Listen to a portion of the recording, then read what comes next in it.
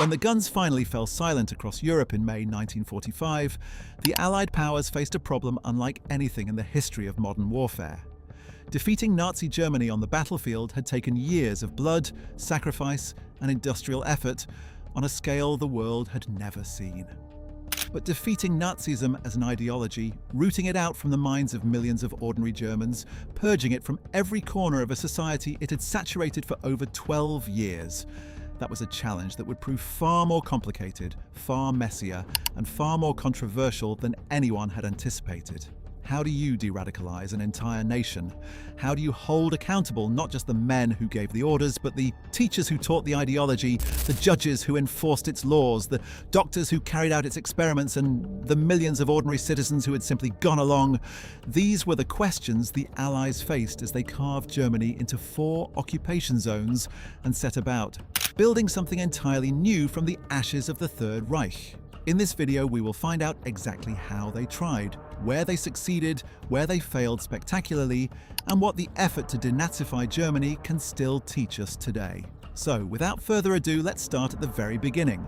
To understand the sheer enormity of what the Allies were attempting, you have to first understand just how thoroughly Nazism had penetrated German society. By 1945, the National Socialist German Workers' Party, the NSDAP, had approximately 8.5 million registered members. That was just the party itself. When you added in affiliated organizations, the Hitler Youth, the League of German Girls, the SA, the SS, the National Socialist Women's League, the German Labour Front, the number of Germans who had formally affiliated themselves with some branch of the Nazi movement ran into the tens of millions. The party had not simply governed Germany, it had fused itself with Germany. It had replaced existing civil institutions, inserted Nazi officials into every layer of government, reformed the school curriculum, rewritten the legal codes, taken over the courts, the hospitals, the universities, the newspapers, the radio stations, and the churches. Nazism was not a thin political veneer over an otherwise normal society. It was, by 1945, the skeleton of German public life itself. Removing it would require dismantling and rebuilding almost everything. The first broad outlines of what became known as Denazification had actually been sketched before the war was even over. At the Tehran Conference in November 1943, the 3 Allied leaders, Roosevelt, Churchill, and Stalin, had already agreed in principle that post-war Germany would need to be fundamentally restructured. The Yalta Conference in February 1945 went further, committing the 3 powers to the complete disarmament, demilitarization, and denazification of Germany. The Potsdam Agreement of August 1945 then provided the clearest framework, establishing the so-called 4Ds as the governing principles of Allied occupation policy: denazification, demilitarization, democratization, and decentralization. These 4 principles were supposed to work together, each reinforcing the others. You could not build a genuine democracy on a foundation of unreformed Nazis. You could not safely demilitarize a country if its civil institutions were still controlled by ideologues committed to revanchism. The 4Ds were a package, and denazification was in many ways the most ambitious and most contested part of that package. The first immediate task the Allies faced was the physical capture and internment of the most dangerous Nazi leaders. As Germany collapsed in April and May of 1945, Allied forces fanned out across the country, arresting anyone on their lists of known war criminals and senior Nazi officials. This was not always a smooth process. Some of the most significant figures had already died. Adolf Hitler, of course, had shot himself in his Berlin bunker on April 30th, 1945. Heinrich Himmler, the architect of the Holocaust and the head of the SS, was captured by British forces on May 21st, 1945, but bit down on a cyanide capsule hidden in his mouth before he could be properly interrogated. Joseph Goebbels, Hitler's propaganda minister, had killed himself and his entire family in the Führer bunker on May 1st, just 1 day after Hitler. Robert Ley, the head of the German Labour Front, was captured alive but hanged himself in his Nuremberg prison cell in October 1945 before he could be tried. Martin Bormann, Hitler's private secretary and one of the most powerful men in the Nazi hierarchy during the final years of the war, disappeared in the chaos of the Berlin collapse and was not confirmed dead until decades later when his remains were found in 1972. The most senior surviving Nazis, men like Hermann Göring, Rudolf Hess, Joachim von Ribbentrop, Wilhelm Keitel, Alfred Jodl, and 20 others, were assembled at Nuremberg to face what would become the most famous war crimes tribunal in history. The International Military Tribunal at Nuremberg opened on November 20th, 1945, and it represented something genuinely unprecedented in world history. Never before had the leaders of a defeated nation been put on trial in an international court for crimes defined in law specifically for this purpose. The charges fell into 4 categories: conspiracy to wage aggressive war, crimes against peace, war crimes, and crimes against humanity. That last charge, crimes against humanity, was essentially brand new. It had been coined specifically to describe what the Nazis had done: the systematic murder of 6 million Jews, the deliberate killing of millions of Soviet civilians, the forced labor programs that worked hundreds of thousands to death, the medical experiments performed on concentration camp prisoners, the execution of political opponents, the persecution of Roma, homosexuals, the disabled, and anyone else the regime deemed undesirable. The Nuremberg Tribunal was a landmark of international law, but it was also deeply controversial and remains so to this day. Defense attorneys argued that the tribunal was fundamentally an exercise in victor's justice, that the Allies were applying laws retroactively to punish crimes that had not been defined as crimes under international law when they were committed. They pointed out, not entirely without foundation, that the Soviet Union had committed its own atrocities, including the massacre of thousands of Polish officers at Katyn, and that the Allied bombing campaigns that had incinerated cities like Dresden and Hamburg were not so different from German war crimes. These arguments did not ultimately save the defendants, but they raised legitimate questions about selective justice that scholars and jurists have wrestled with ever since. Of the 22 men who stood in the dock at the main Nuremberg trial, 12 were sentenced to death. On the morning of October 16, 1946, 10 of them were hanged at the Nuremberg prison. Men like Ribbentrop, Keitel, Jodl, Hans Frank, Ernst Kaltenbrunner, Wilhelm Frick, Julius Streicher, Fritz Saukel, Alfred Rosenberg, and Arthur Seyss-Inquart. The 11th man condemned to death, Hermann Göring, had cheated the hangman by swallowing a cyanide capsule the night before his scheduled execution. In circumstances that remain mysterious, how he obtained the capsule while in Allied custody has never been definitively established. Rudolf Hess, who had flown to Scotland in 1941 in what appeared to be a solo peace mission, and had spent the rest of the war in British custody, was sentenced to life imprisonment and spent the next 41 years in Spandau prison. Eventually, the sole remaining prisoner in that vast facility, before dying in 1987 at the age of 93.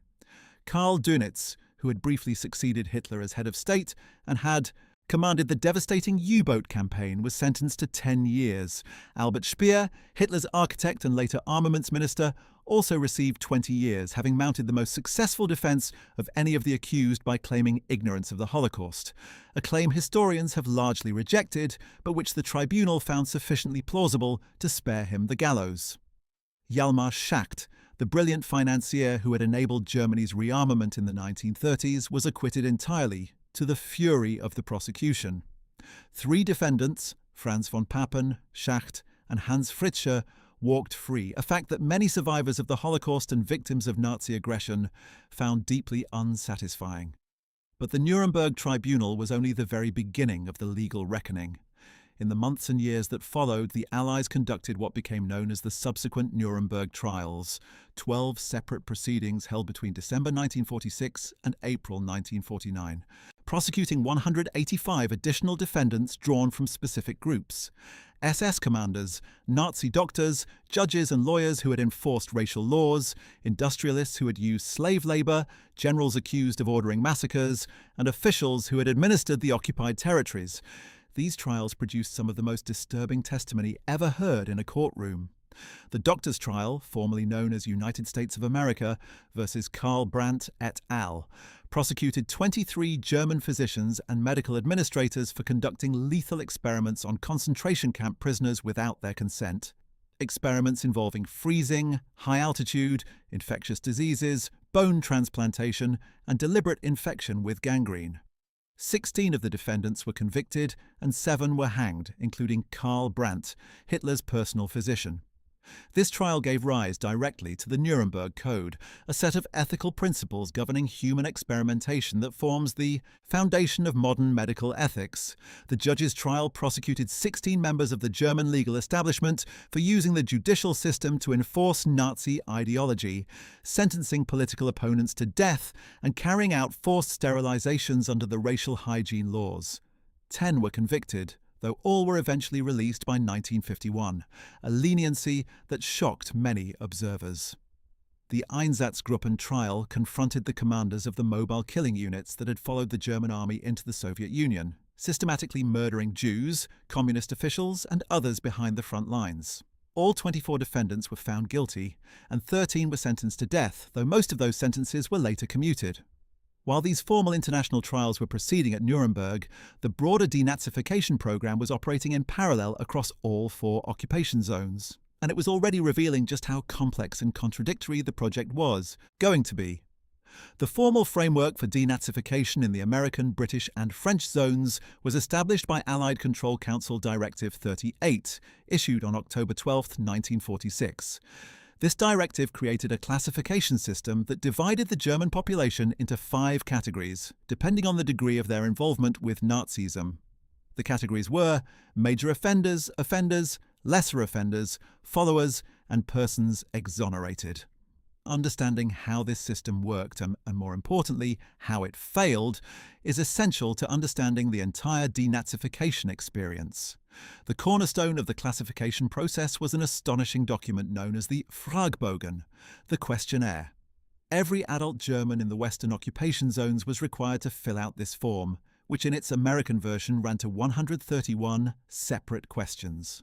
It asked for detailed information about every aspect of the respondent's life: their party membership, their rank, their offices held, their military service, their financial assets, their publications, their professional activities. Were you a member of the NSDAP? When did you join? What was your membership number? Did you hold any party office? Were you a member of the SS, the SA, the SD, the Gestapo? Did you join voluntarily? What positions did you hold? Did you receive any decorations, awards, or promotions under the Nazi regime?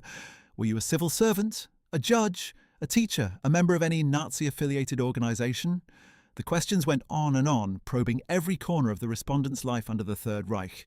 Millions of Germans sat down with these forms and had to confront, on paper, their own relationship with the regime that had just destroyed everything around them. The response to the Fragebogen was, predictably, a massive exercise in selective memory and outright dishonesty. Germans quickly developed informal networks for sharing advice on how to answer the questions in ways that minimized their apparent involvement. Former party members claimed they had joined purely for professional reasons, under duress, or without understanding the organization's real nature. Former SS officers claimed they had been assigned rather than volunteered.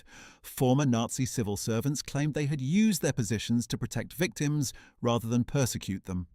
The German population developed what became an extremely effective strategy: the acquisition of what were sardonically nicknamed Perselscheine, Persel certificates named after a popular German laundry detergent brand because they whitewashed the bearer's past. A Perselschein was essentially a character reference from someone who could attest to the bearer's good conduct, that they had sheltered Jews, protected enemies of the regime, or otherwise behaved decently despite their party membership.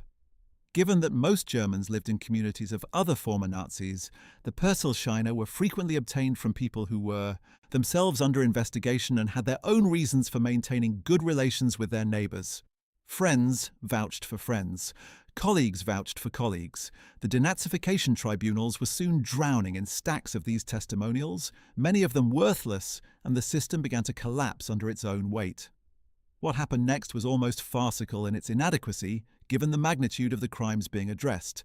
The classified categories were supposed to carry real consequences. Major offenders faced imprisonment, hard labour, asset confiscation, and permanent exclusion from public life. Offenders faced lesser penalties, but still significant sanctions. But in practice, the process moved with crushing slowness. There were simply too many Germans to process and too few Allied personnel to handle them. In the American zone alone, more than 13 million Germans were required to fill out the Fragebogen. The Allied authorities quickly realized they could not personally review and adjudicate 13 million cases with any meaningful thoroughness. In early 1946, they began handing the process over to Germans themselves, specifically to tribunals known as Spruchkammern, or Denazification boards, staffed by Germans who had been cleared of Nazi involvement.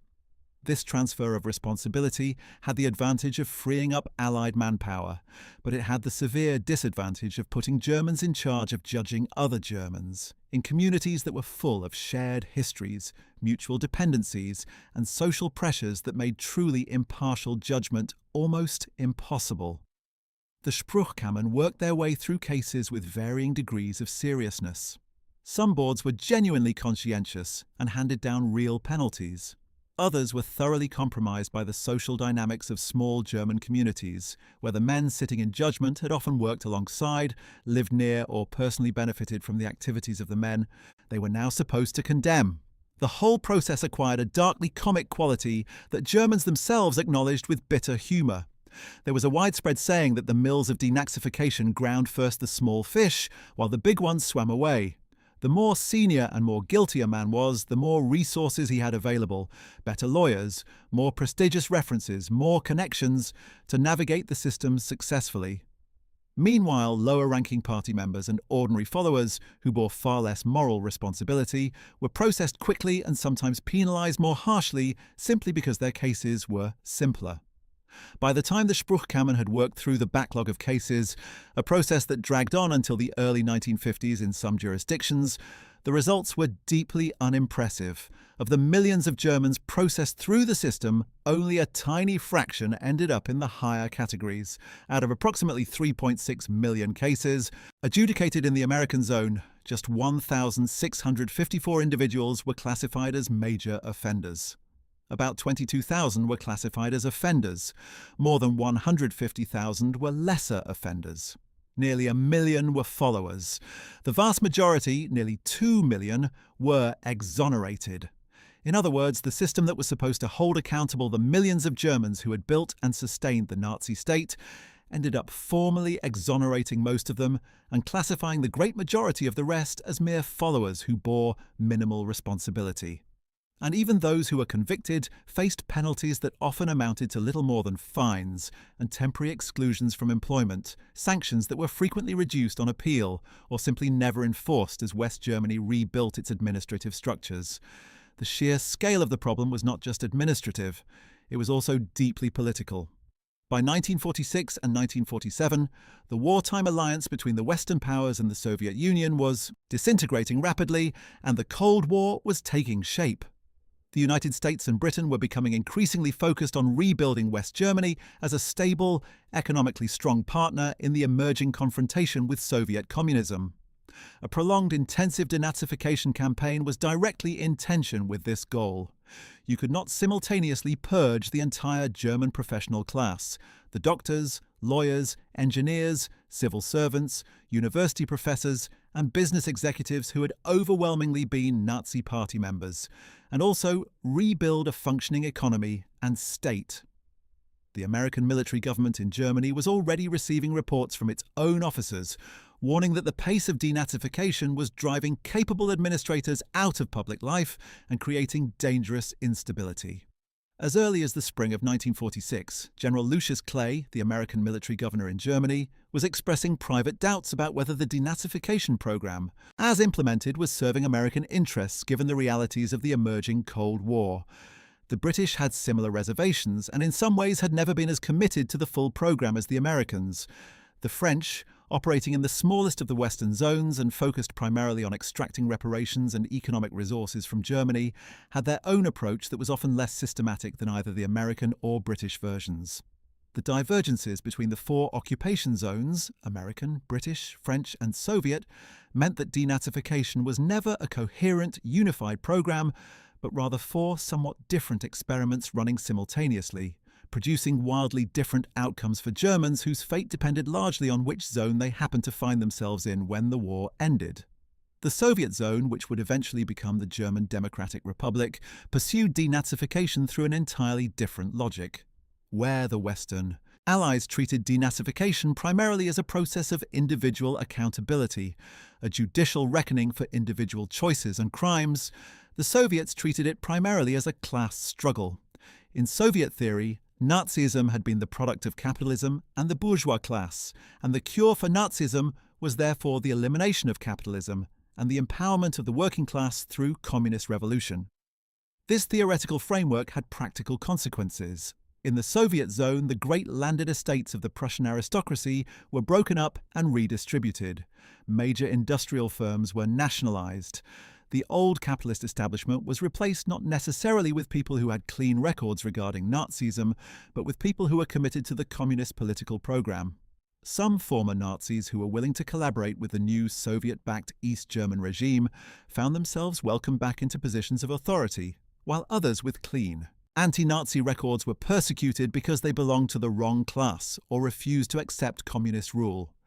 The East German state that emerged from the Soviet zone would spend decades portraying itself as the true inheritor of German anti-fascism.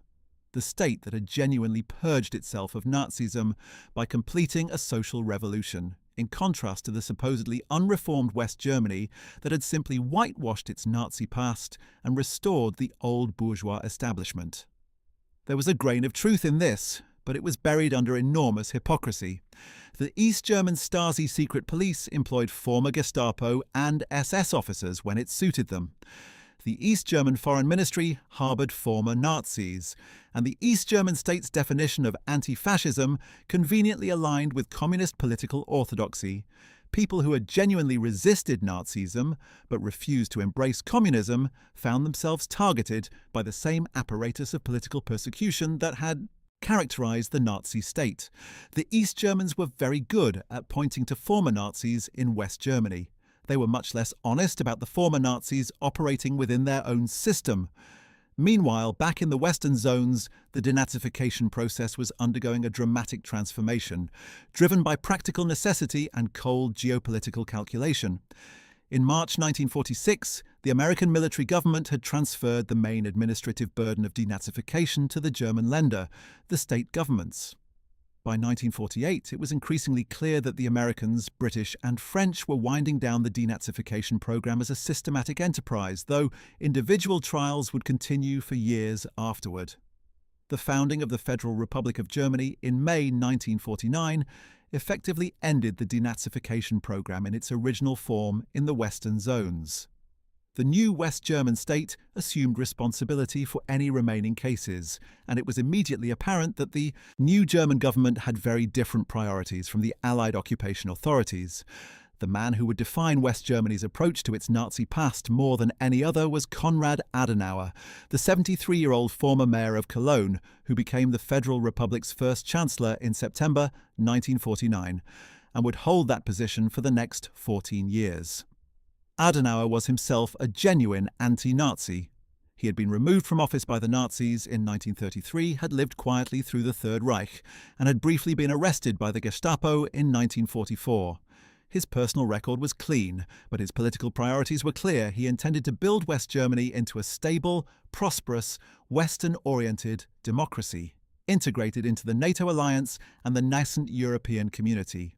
Achieving those goals required stability, and stability required bringing the great majority of former Nazis into the new West German order rather than continuing to exclude them. Adenauer's view, shared by most of his conservative Christian Democratic coalition, was that denazification had largely served its purpose. The most egregious criminals had been tried and punished, and now it was time to draw a line under the past and move forward. This was not a view shared by survivors of the Holocaust, by the millions of victims of Nazi aggression across Europe, or by the small minority of Germans who believed that a genuine moral reckoning was still necessary. But it was the view that prevailed in West German politics throughout the 1950s. The consequences of this political choice were visible in the composition of Adenauer's own government. Hans Globke, who had written the official legal commentary on the Nuremberg racial laws and had helped administer the apparatus of Jewish persecution, served as Adenauer's chief of staff and one of his most trusted advisors throughout the 1950s. Theodor Oberländer, who had served in the Abwehr and had been present at the massacre of Jewish citizens in Lvov in 1941, served as a cabinet minister in Adenauer's government until 1960.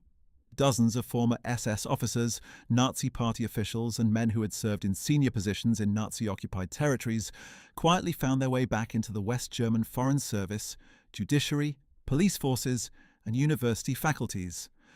The West German Foreign Office, as a later government commission study would document in devastating detail in 2010, had been staffed in the 1950s with an extraordinary concentration of former SS members and Nazi party officials, many of whom had played active roles in the persecution of Jews and political opponents during the war. This rehabilitation of former Nazis was not a secret. It was visible enough that critics, both German and foreign, raised the alarm repeatedly throughout the 1950s, but it proceeded with minimal consequence because the political will to pursue further accountability had largely dissipated. Because the Cold War had made West German stability an American priority, and because a large proportion of the West German electorate consisted of people who had their own pasts to protect and had no interest in a more thorough reckoning. By 1950, opinion polls were showing that a majority of West Germans believed denazification had been unfair, excessive, or fundamentally misguided. By 1951, the West German Bundestag passed legislation granting amnesty to most former Nazis who had not been convicted of serious crimes, restoring their civil rights, their professional licenses, and in many cases, their government pensions. The amnesty law was deeply unpopular with the Allies, but passed with broad political support in Germany itself, reflecting the mood of a population that had largely moved on and wanted to focus on rebuilding their destroyed country rather than continuing to relitigate the crimes of the past. What did genuine accountability look like in those early years when it did occur? The story of one. Man offers a particularly revealing window into how the system worked and how it failed. Hans Frank had been the Governor-General of occupied Poland, ruling a territory of 20 million people with a combination of bureaucratic efficiency and unrestrained brutality. He had presided over the systematic plunder of Polish cultural treasures, the murder of Polish intellectuals and professionals, the forced labour of millions of Polish citizens, and ultimately the deportation and murder of 3 million Polish Jews through the death camps located on Polish territory: Auschwitz, Treblinka, Sobibor, Belzec, and the others. Frank had kept detailed diaries throughout his tenure in Poland, 43 volumes of them, which Allied investigators discovered when he was captured. These diaries documented in Frank's own words his awareness of and participation in the Holocaust. When confronted with them at Nuremberg, he underwent what appeared to be a genuine religious conversion, declaring at his trial that 1,000 years will pass and still Germany's guilt will not have been erased. He was found guilty on all charges and hanged on October 16, 1946. His son, Nicholas Frank, would spend his adult life publicly condemning his father and confronting Germans with the reality of what Nazi officials like his father had actually done. In a way, the Frank family's story encapsulates both the horror of what the regime had been and the ongoing German struggle with how to honestly reckon with it. The story of another man illustrates the opposite end of the spectrum: how successful escape from accountability could be. Adolf Eichmann had been the SS officer responsible for the logistics of the Holocaust, the man who organized the transportation of Jews from across occupied Europe to the death camps. He was arguably more directly responsible for more deaths than almost anyone who had not given the ideological orders from the top. Eichmann had escaped Germany at the end of the war, using a false identity, eventually making his way through Austria and Italy to Argentina in 1950. Using a network of contacts that included former SS colleagues, sympathetic Catholic Church officials, and Argentine immigration authorities operating under Juan Perón's regime. He lived in Buenos Aires for 10 years under the name Ricardo Clement, working for a Mercedes-Benz subsidiary, living quietly in a modest house with his wife and children, apparently entirely comfortable with the thought that he would never face justice for the murders of millions. He was wrong. In May 1960, Israeli Mossad agents identified him, tracked him, and abducted him from a Buenos Aires street, smuggling him back to Israel aboard an El Al flight. His trial in Jerusalem in 1961 would prove to be one of the most significant events in the post-war history of Holocaust memory. But that story belongs to the later part of our journey.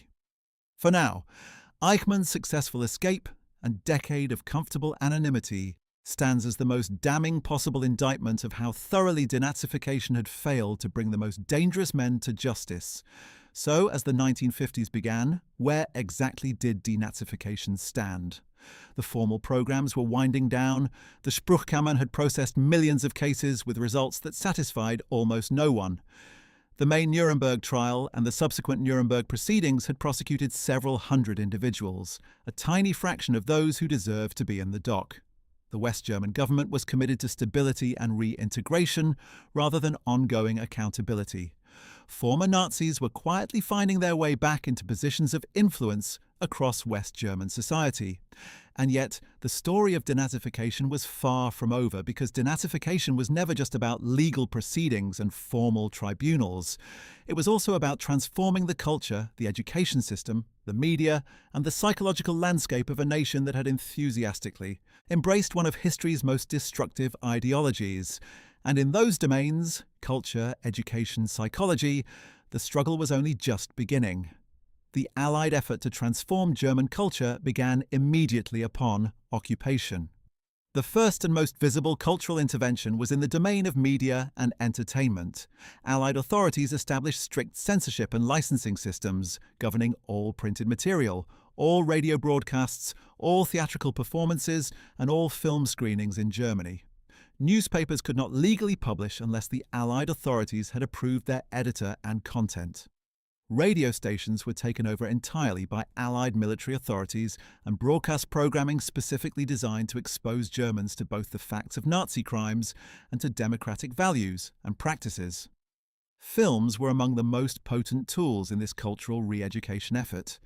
German cinemas were shown documentary films produced by Allied military units that documented in graphic and unsparing detail what had been found when Allied troops liberated the concentration camps: the skeletal survivors, the mass graves, the gas chambers, the crematoria. These screenings were sometimes mandatory. German civilians living near the camps were marched in by Allied soldiers and required to watch. The reactions varied enormously. Some Germans wept, some expressed horror and claimed ignorance. Others appeared stoic or even defiant, a response that infuriated Allied officers and reinforced the suspicion that German repentance was performative rather than genuine. The film re-education program extended beyond the atrocity documentaries. Allied authorities licensed a carefully selected range of American, British, and French films for screening in German cinemas, deliberately choosing movies that promoted democratic values, individual freedom, and respect for human rights. They also worked with German filmmakers who had clean records to begin, producing new German films that grappled honestly with recent history. The early results were mixed. Some German directors and actors seized the opportunity to make genuinely reflective, morally serious films about the war and the Holocaust. Others produced what critics called Trümmerfilme, rubble films, that focused on German suffering and victimhood without grappling honestly with German guilt, a pattern that would persist in German cultural life for decades.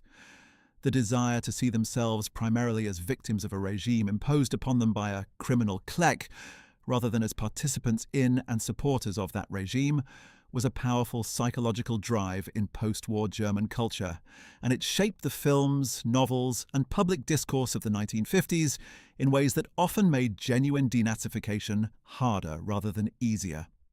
The denazification of the German press was among the more successful aspects of the program. Allied authorities in all four zones moved quickly to suppress Nazi-era newspapers and establish entirely new publications with new editorial staffs drawn from Germans who had not been compromised by Nazi involvement.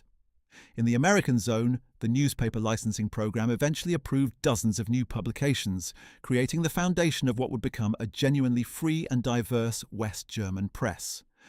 Key titles that were founded or reconstituted under Allied supervision, including Der Spiegel, which launched in 1947, and the Frankfurter Allgemeine Zeitung, which launched in 1949, would go on to become pillars of a robustly critical free press that played a genuine role in holding post-war German society accountable for its past. Der Spiegel in particular would prove ferociously willing to investigate and expose former Nazis operating in West German public life, often to the fury of the Adenauer government. The radio system underwent similar transformation. The Nazi state had used radio as one of its most effective propaganda tools.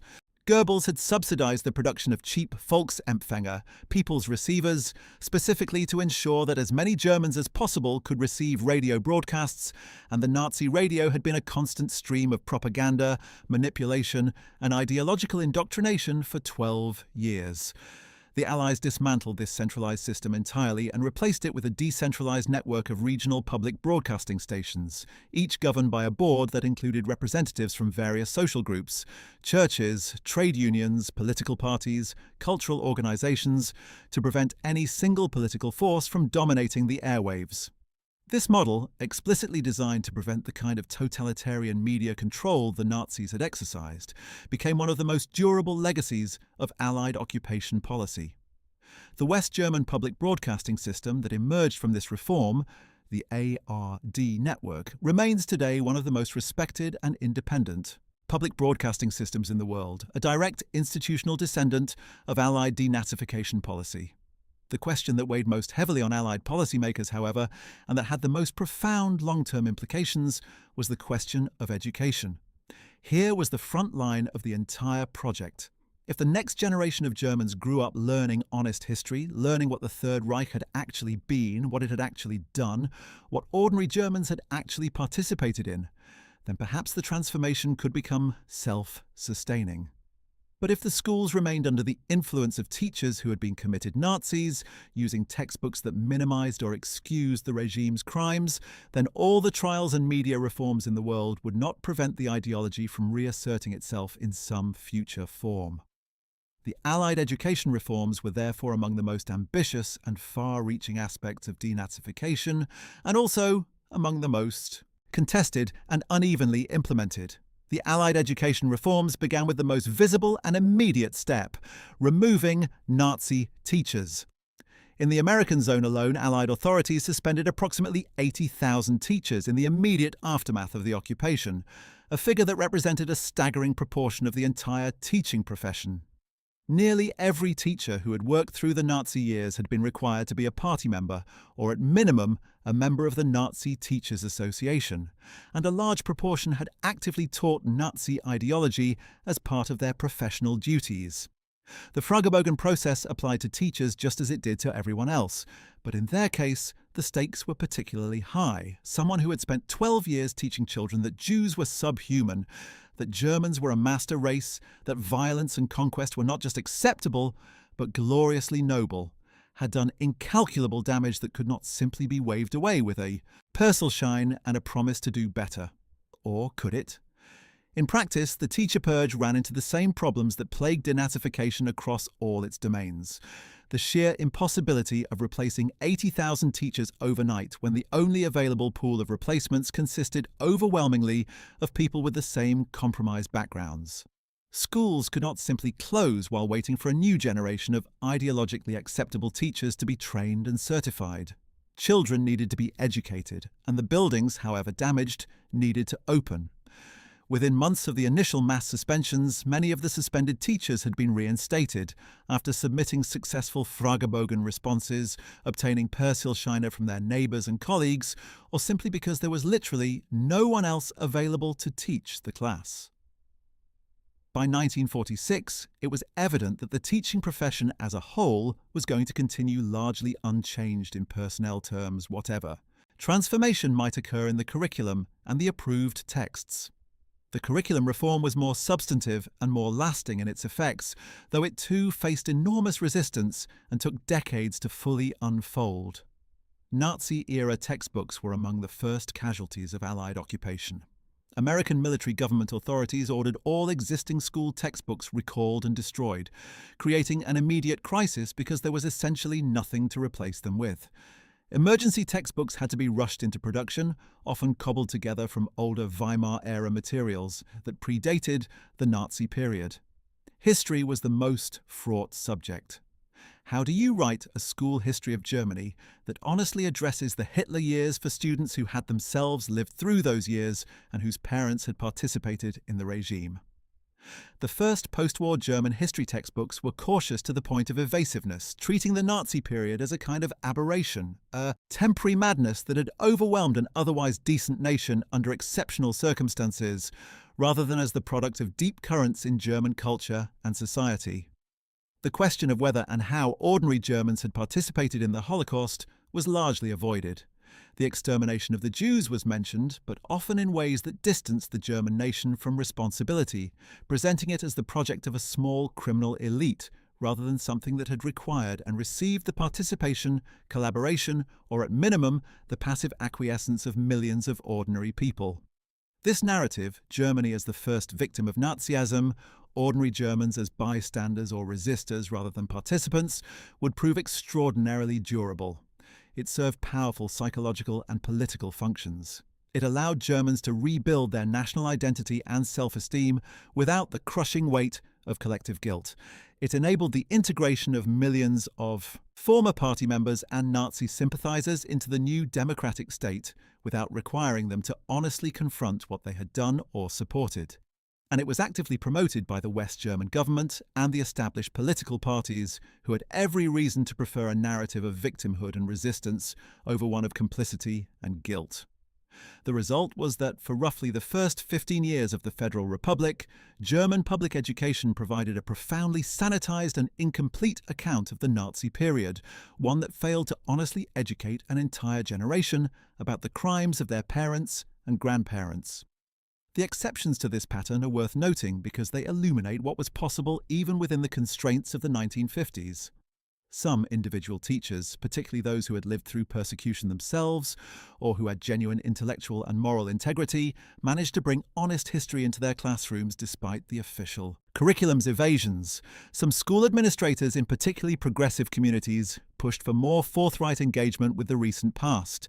And some of the new textbooks that appeared in the mid-1950s, particularly those produced for the older grade levels, began to address the Holocaust with greater honesty, though still stopping well short of the kind of frank confrontation with German complicity that would come later. But these were exceptions in what remained a predominantly comfortable official silence. The universities were in some ways even more thoroughly compromised than the schools. German universities had been deeply entwined with Nazism from the very beginning. German academics had provided much of the theoretical scaffolding for Nazi ideology. The racial scientists who had given pseudo-academic respectability to the theory of racial hierarchy. The legal scholars who had constructed the theoretical justification for the Nuremberg racial laws. The historians who had rewritten German history to support Nazi claims of racial destiny. The philosophers who had found ways to reconcile German intellectual tradition with totalitarian politics. The German academic community had not simply acquiesced to Nazism, large portions of it had actively embraced and promoted it. Book burnings at German universities in May 1933 had been organized and carried out by German students. The firing of Jewish professors under the law for the restoration of the professional civil service in April 1933 had been greeted with indifference or satisfaction by many of their non-Jewish colleagues, who saw it as an opportunity to advance their own careers. By 1945, German universities were deeply compromised institutions whose intellectual culture had been shaped and distorted by 12 years of National Socialist ideology. The denazification of the universities produced some notable individual cases. Martin Heidegger, arguably the most influential German philosopher of the 20th century, had been an enthusiastic supporter of the Nazi seizure of power in 1933, had served as rector of the University of Freiburg under the Nazis, and had delivered speeches celebrating Hitler and the Nazi movement. After the war, a French-administered denazification tribunal ruled that he had been more than a nominal party member and banned him from teaching until 1950. He was never prosecuted, never formally acknowledged the full extent of his collaboration, and eventually returned to his philosophical work and his enormous international reputation, leaving a legacy that philosophers continue to debate: how to think about a man of such genuine intellectual power who had so thoroughly compromised himself with one of history's most destructive regimes. Carl Schmitt, the brilliant and deeply influential political and legal theorist who had been nicknamed the crown jurist of the Third Reich for his legal rationalizations of Nazi power, was arrested and interrogated at Nuremberg but ultimately released without being charged. He spent the rest of his long life, he died in 1985 at the age of 96, in intellectual semi-exile, barred from academic positions but continuing to write, his ideas continuing to influence legal and political theorists around the world, despite, or in some circles because of, his Nazi past. The medical profession presented perhaps the most disturbing case study in the failure of denazification. German medicine under the Nazis had committed crimes of extraordinary brutality and scale.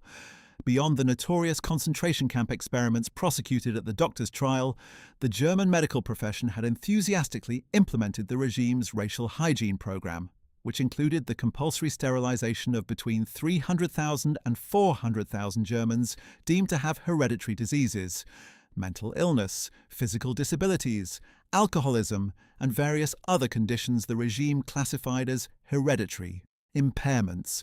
An estimated 200,000 disabled Germans had been murdered in the Action T4 euthanasia program, in which psychiatric hospitals across Germany had systematically killed their patients using starvation, lethal injections, and eventually gas chambers.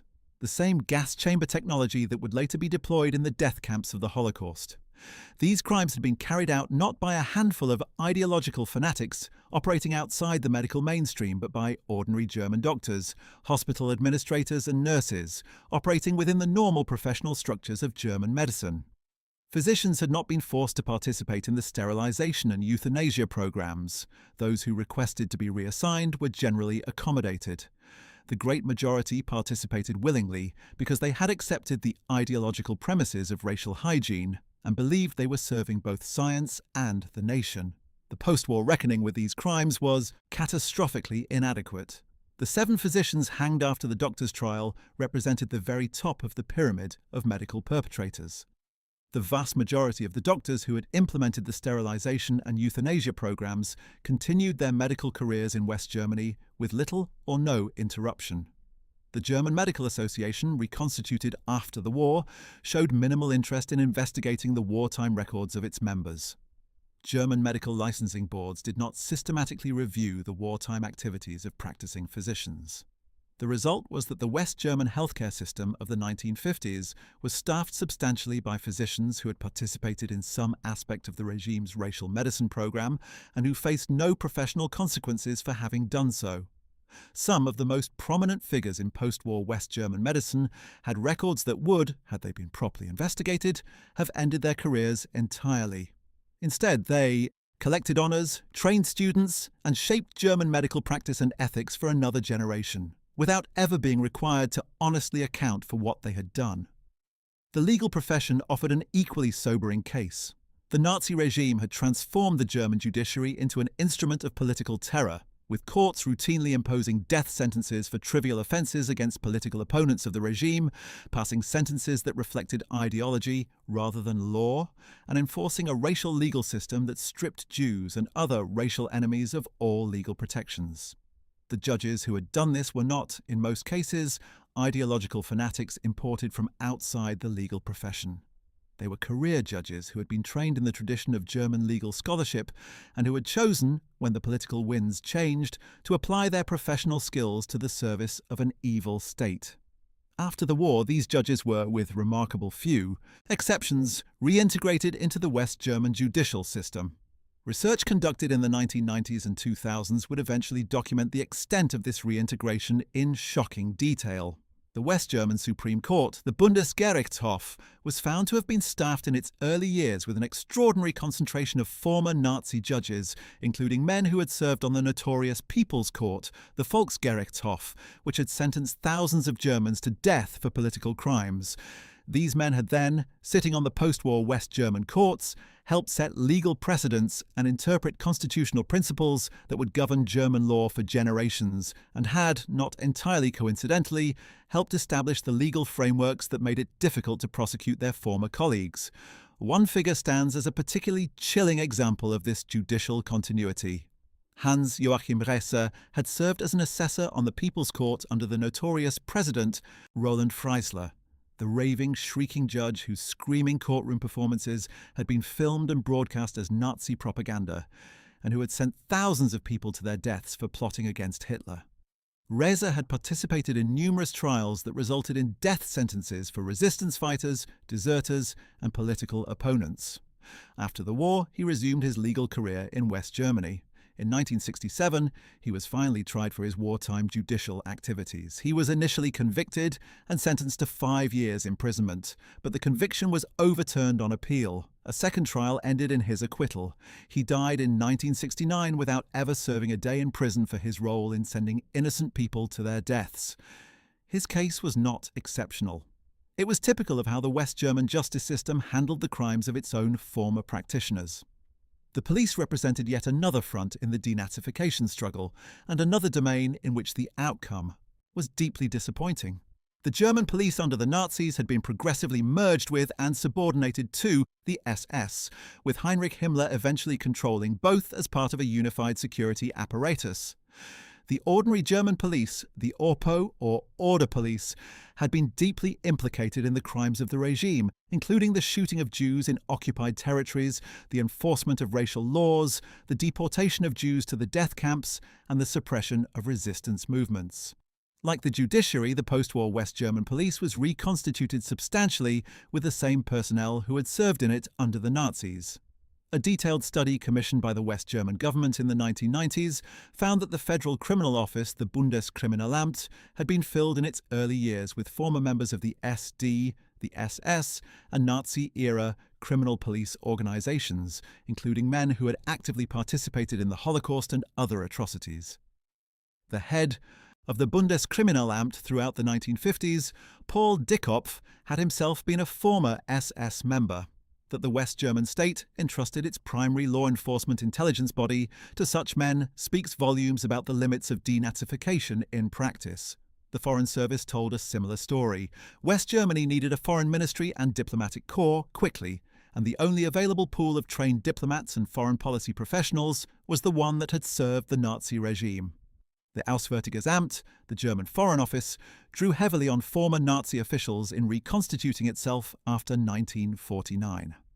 A government-commissioned study released in 2010, based on decades of archival research, found that 66% of the legal division of the 1950s Foreign Ministry had been former SS members, and that large numbers of its senior staff had been directly involved in the persecution of Jews and the administration of the occupied territories. Some of these men went on to serve as ambassadors representing the new democratic West Germany to the world, including to countries that had suffered directly under Nazi occupation. The irony was stark and deeply uncomfortable, and when it eventually became more widely known in the 1990s and 2000s, it generated enormous controversy within Germany about the foundations on which the supposedly democratic Federal Republic had actually been built. Against all of this, the compromised judiciary, the unreformed medical profession, the infiltrated police and foreign service, the evasive school curriculum, what positive results could denazification actually claim? The question is not merely rhetorical because there were genuine achievements worth acknowledging, even as the failures are confronted honestly. The most important achievement was structural rather than individual.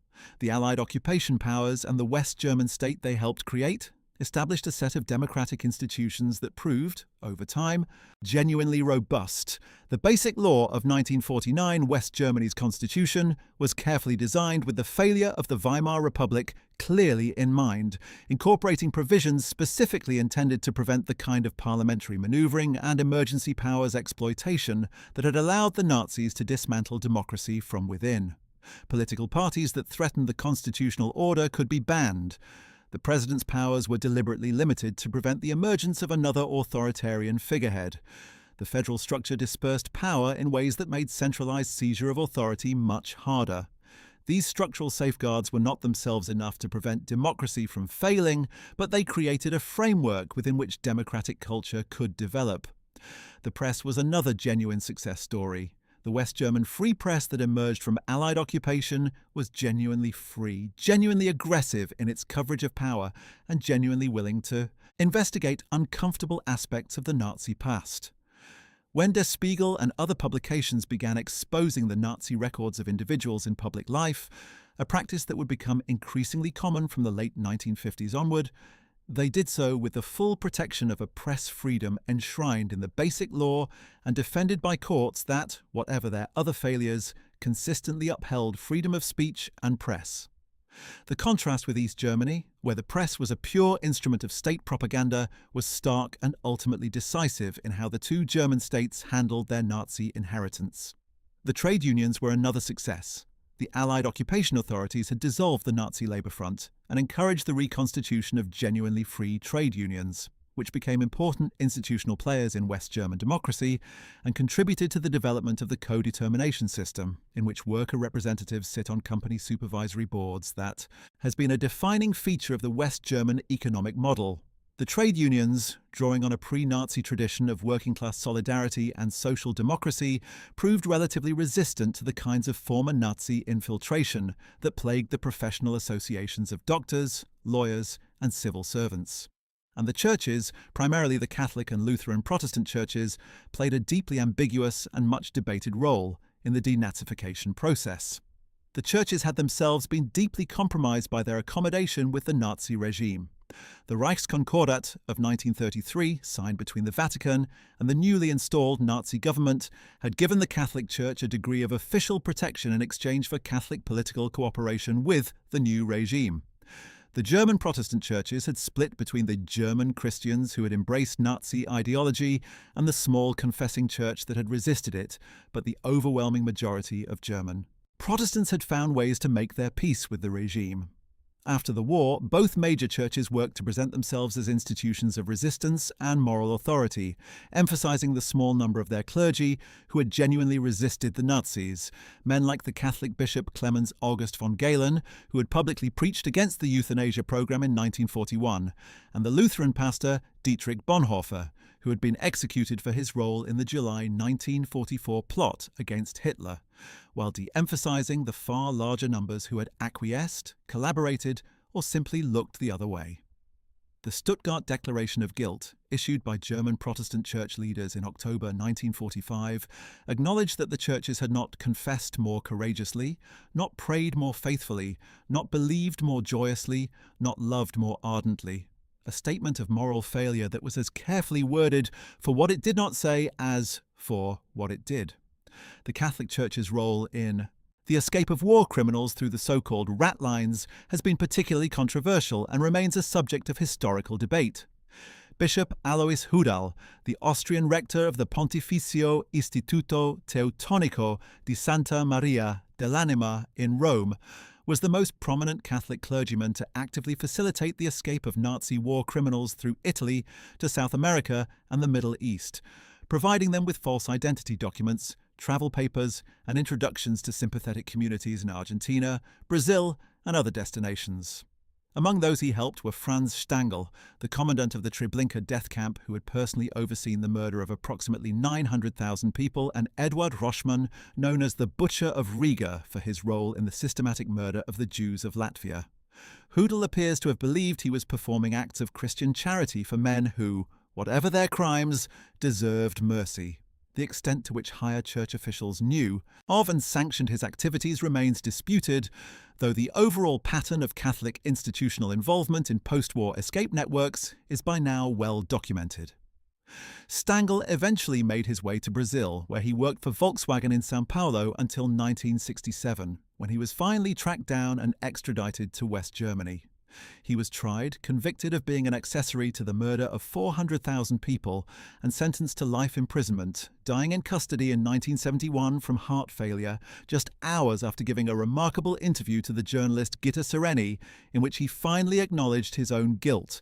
The rat lines were not an exclusively Catholic enterprise. Former SS officers and Nazi intelligence professionals who had been recruited by Western intelligence services also benefited from organized escape assistance. The most controversial of these arrangements involved the network run by former SS Brigade Führer Otto Skorzeny, who had famously led the mission to rescue Mussolini from Italian partisans in 1943 and had become one of Hitler's most celebrated commando officers.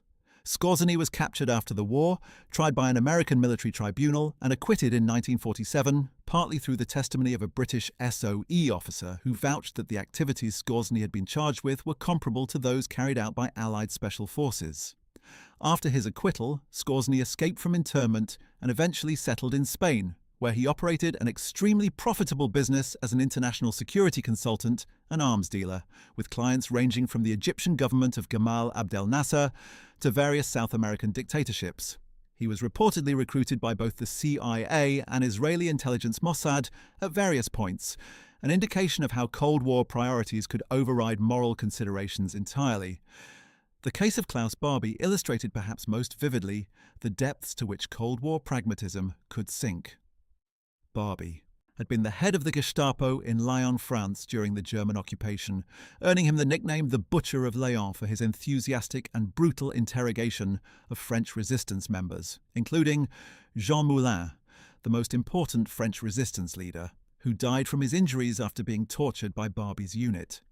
Barbie had also organised the deportation of French Jews, including a particularly notorious incident in which 44 Jewish children were torn from a children's home in the village of Izieu and sent to Auschwitz, where they were murdered. After the war, rather than being arrested and tried for these crimes, Barbie was recruited by the American Counterintelligence Corps, which found his knowledge of communist networks in Europe useful enough to make his services worth protecting. When the French authorities began inquiring about Barbie's whereabouts in 1950, his American handlers helped him escape to Bolivia using the ratlines, where he lived for more than 30 years under the name Klaus Altmann, working variously as a timber merchant and a government security advisor. The French issued arrest warrants for him in absentia and convicted him twice in absentia for his crimes, but could not touch him in Bolivia. It was not until 1983 when Bolivian authorities finally expelled him at the request of the new democratic Bolivian government that Barbie was returned to France. Tried in Lyon in 1987, 40 years after his crimes, he was convicted of crimes against humanity and sentenced to life imprisonment, dying in prison in 1991 at the age of 77, still claiming that he had simply done his duty. The revelation that American intelligence had protected him for years after the war caused immense embarrassment to the United States government and prompted an official apology. These stories of individual escape and the complicity of various institutions in enabling that escape tend to dominate popular memory of the Denazification period, and it is worth pausing to note that the picture, while deeply troubling, was not entirely without positive elements. The vast majority of Nazi war criminals who were identified and captured were tried and convicted. The concentration camp commandants, the senior SS officers who had run the extermination camps, the operational leaders of the Einsatzgruppen, most of these men did face justice even if the sentences handed down were sometimes less severe than their crimes warranted, and even if some sentences were commuted too quickly. The critical mass of senior Nazi leadership was eliminated from post-war German public life through death, imprisonment, or the effective exclusion from positions of significant power that resulted from their public identification as war criminals. Whatever the failures of the broader denazification program, the top tier of the Nazi leadership was not reconstituted in post-war Germany. The most painful and important test of denazification's effectiveness, however, came not in the courtroom or the classroom, but in the slow, difficult work of cultural transformation, in whether German society would develop the capacity to look honestly at what it had done and to build a democratic culture genuinely rooted in the values that Nazism had violated. And this was a process that required not years but generations, and that is still, in important ways, ongoing. The pivotal moment in this longer cultural denazification came not in the immediate post-war years, but in the late 1950s and 1960s, when a series of events and developments forced a confrontation with the Nazi past that the comfortable silences of the Adenauer era had made possible to avoid. The first major catalyst was the Ulm Einsatzgruppen trial of 1958. 10 former members of Einsatzgruppe Tilsit, one of the mobile killing units that had operated in occupied Soviet territory, were tried in a West German court in the city of Ulm and convicted of the murder of thousands of Lithuanian Jews in 1941. The trial itself was significant, but its aftermath was even more consequential. The embarrassing reality that these men had been living freely in West Germany for 13 years after committing mass murder, and that their crimes had only come to light through a chance encounter between one of the perpetrators and a former victim, galvanized a group of West German state attorneys general into action.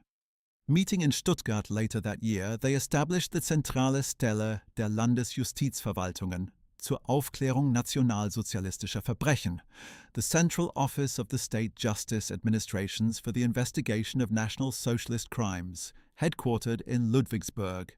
The Ludwigsburg Central Office, as it became known, was charged with systematically investigating Nazi crimes and collecting evidence that could be used to prosecute perpetrators still living freely in West Germany and elsewhere. It was in many ways the investigation that should have been conducted in 1945, finally beginning in 1958. The Central Office would go on to investigate more than 7,000 cases, contribute to the conviction of hundreds of perpetrators, and establish the institutional foundation for decades of ongoing Nazi prosecution that continues to this day.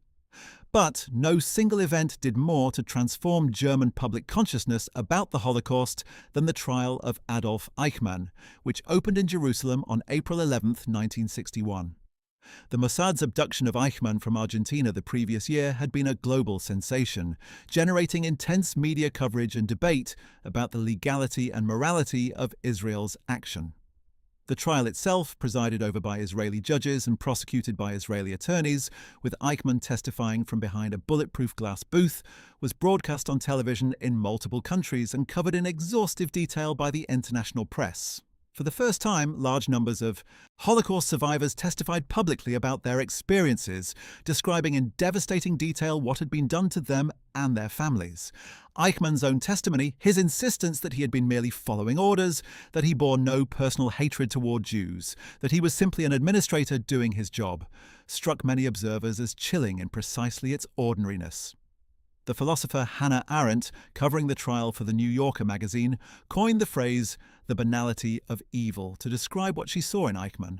Not a monster, but a thoughtless bureaucrat who had participated in monstrous acts without engaging his moral imagination, without genuinely confronting what it meant that the orders he was following so efficiently resulted in the murder of millions of human beings.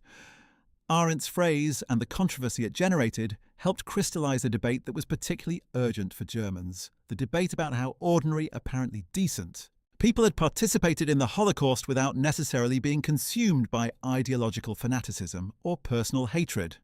If Eichmann's evil was banal, if it was the evil of bureaucratic compliance and moral laziness rather than the evil of the fanatical true believer, then it was potentially the evil of millions of people, not just a small criminal elite. This was a deeply threatening idea for the comfortable post-war German narrative that had attributed Nazism's crimes to a small group of ideological extremists who had hijacked an otherwise normal society. In Germany, the Eichmann trial and Arendt's subsequent book forced a public reckoning that the domestic trials and the Denazification program had largely failed to produce. The Auschwitz trials in Frankfurt, which ran from December 1963 to August 1965, extended this confrontation with the past in the most graphic and disturbing possible terms. The Frankfurt trials prosecuted 22 former guards, administrators, and medical personnel from the Auschwitz concentration camp complex. Not the senior leaders who had already been tried, but the lower-ranking perpetrators who had carried out the daily violence of the camp. The testimony produced at these trials, detailed, specific, and often overwhelmingly horrifying, was covered extensively by German newspapers and broadcast media, exposing a German public to the concrete realities of what Auschwitz had been, in a way that earlier trials and documentaries had not fully managed. The playwright Peter Weiss, who attended the trial proceedings, turned them into a documentary theatre piece, The Investigation, that was performed in both East and West Germany and across Europe in 1965, bringing the testimony of survivors and perpetrators alike to theatrical audiences. The cumulative effect of the Eichmann trial and the Frankfurt Auschwitz trials was to make the Holocaust undeniable, specific, and personal in German public consciousness in a way it had not been in the 1950s, the generation that came of age in the 1960s, the young Germans who had been children or teenagers at the end of the war, who had grown up in the comfortable silences of the Adenauer era, who were now discovering with growing horror what their parents and grandparents had actually done, became the most vocal and in some ways the most significant force in the longer denazification of German culture. The student movements of 1968, which swept across the Western world but had particular resonance in West Germany, were in Germany explicitly and intensely concerned with the Nazi past, in a way that student movements in France, the United States, and Britain were not. German students in 1968 were not simply protesting the Vietnam War or demanding sexual liberation or challenging capitalism in the abstract. They were also, crucially, confronting their own parents, asking questions that their society had worked very hard to prevent from being asked. What did you do in the war? What did you know? What did you participate in? Why did you never tell us? The generational confrontation of 1968 in Germany was a form of denazification that the formal Allied programs had been unable to achieve. A demand for moral accountability directed not at institutions or formal tribunals, but at the actual human beings who had lived through the Nazi years and chosen to be silent about what they had seen and done. This confrontation was extraordinarily painful and by no means uniformly productive. It also generated backlash, defensive reactions, and in some cases a self-righteous certainty among the young that ignored the genuine moral complexities of life under a totalitarian state. But it was also genuinely transformative. The generation of Germans who asked these questions in the 1960s became the generation of Germans who, when they rose to positions of influence in politics, education, journalism, and culture in the 1970s and 1980s, systematically reformed how Germany taught its history, how it commemorated the Holocaust, how it built its public memorials, and how it thought about its responsibilities to the past. This process of cultural denazification accelerated dramatically under the chancellorship of Willy Brandt, who had himself been in exile during the Nazi years as an active anti-Nazi resistant, and who brought to the chancellorship a moral seriousness about German guilt that his predecessors had largely lacked. Brandt's most famous act was one that transcended words. On December 7, 1970, during an official visit to Poland, Brandt laid a wreath at the monument to the Warsaw Ghetto Uprising. After doing so, he spontaneously dropped to his knees and remained kneeling in silence for about 30 seconds. The Kniefall von Warschau, the Warsaw genuflection, was not scripted. It was not planned. It was a spontaneous expression of what Brandt would later describe as a feeling that he was carrying the burden of recent German history on his shoulders. The image of the German Chancellor kneeling in silence at the memorial to the Jewish victims of the Warsaw Ghetto was broadcast around the world and became one of the most iconic images in post-war German history. Polls at the time showed that a majority of West Germans disapproved of the gesture, considering it excessive or humiliating. But the image endured and its meaning deepened over time until it came to represent the kind of moral seriousness about the past that Germany's democratic culture had spent decades struggling to achieve. In 1971, Brandt was awarded the Nobel Peace Prize, and the committee specifically cited his efforts toward reconciliation with Eastern Europe as part of the reason for the award. A man who had fled Germany to resist Nazism from abroad had returned to lead Germany toward honest reckoning with what Nazism had been.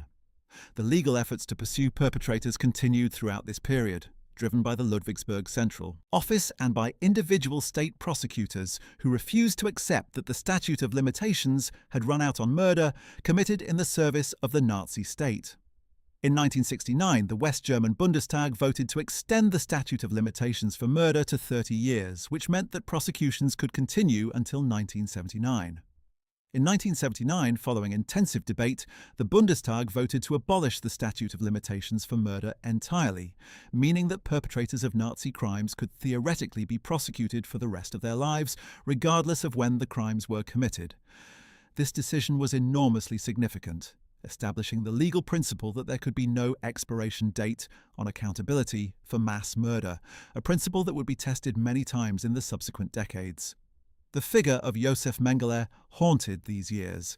Mengele had been the SS physician at Auschwitz who had personally conducted the selections on the arriving transport trains.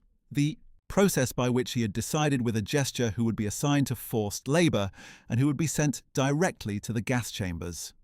He had also conducted the notorious and sadistic medical experiments for which Auschwitz became associated with the name Angel of Death, experiments on twins, on children, on prisoners suffering from various diseases, experiments that combined pseudo-scientific curiosity with complete disregard for the pain and lives of the subjects.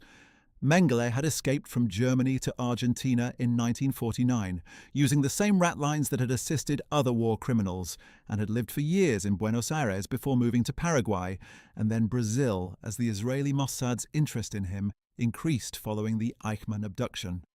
For decades, his capture and prosecution was a cause that galvanized survivor communities and human rights activists around the world. The West German government issued international warrants for his arrest. Investigators traced his movements through South America, but Mengele proved impossible to catch, moving between locations, living under false names, supported by a network of former Nazis and sympathizers. He died in 1979 in São Paulo, Brazil, drowning while swimming in the ocean, his death not confirmed until 1985, when his remains were exhumed and identified. The man who had sentenced hundreds of thousands to death at Auschwitz died in bed, in a comfortable middle-class South American home, without ever facing justice. The failure to capture and prosecute Mengele remained one of the most painful symbols of denazification's limitations.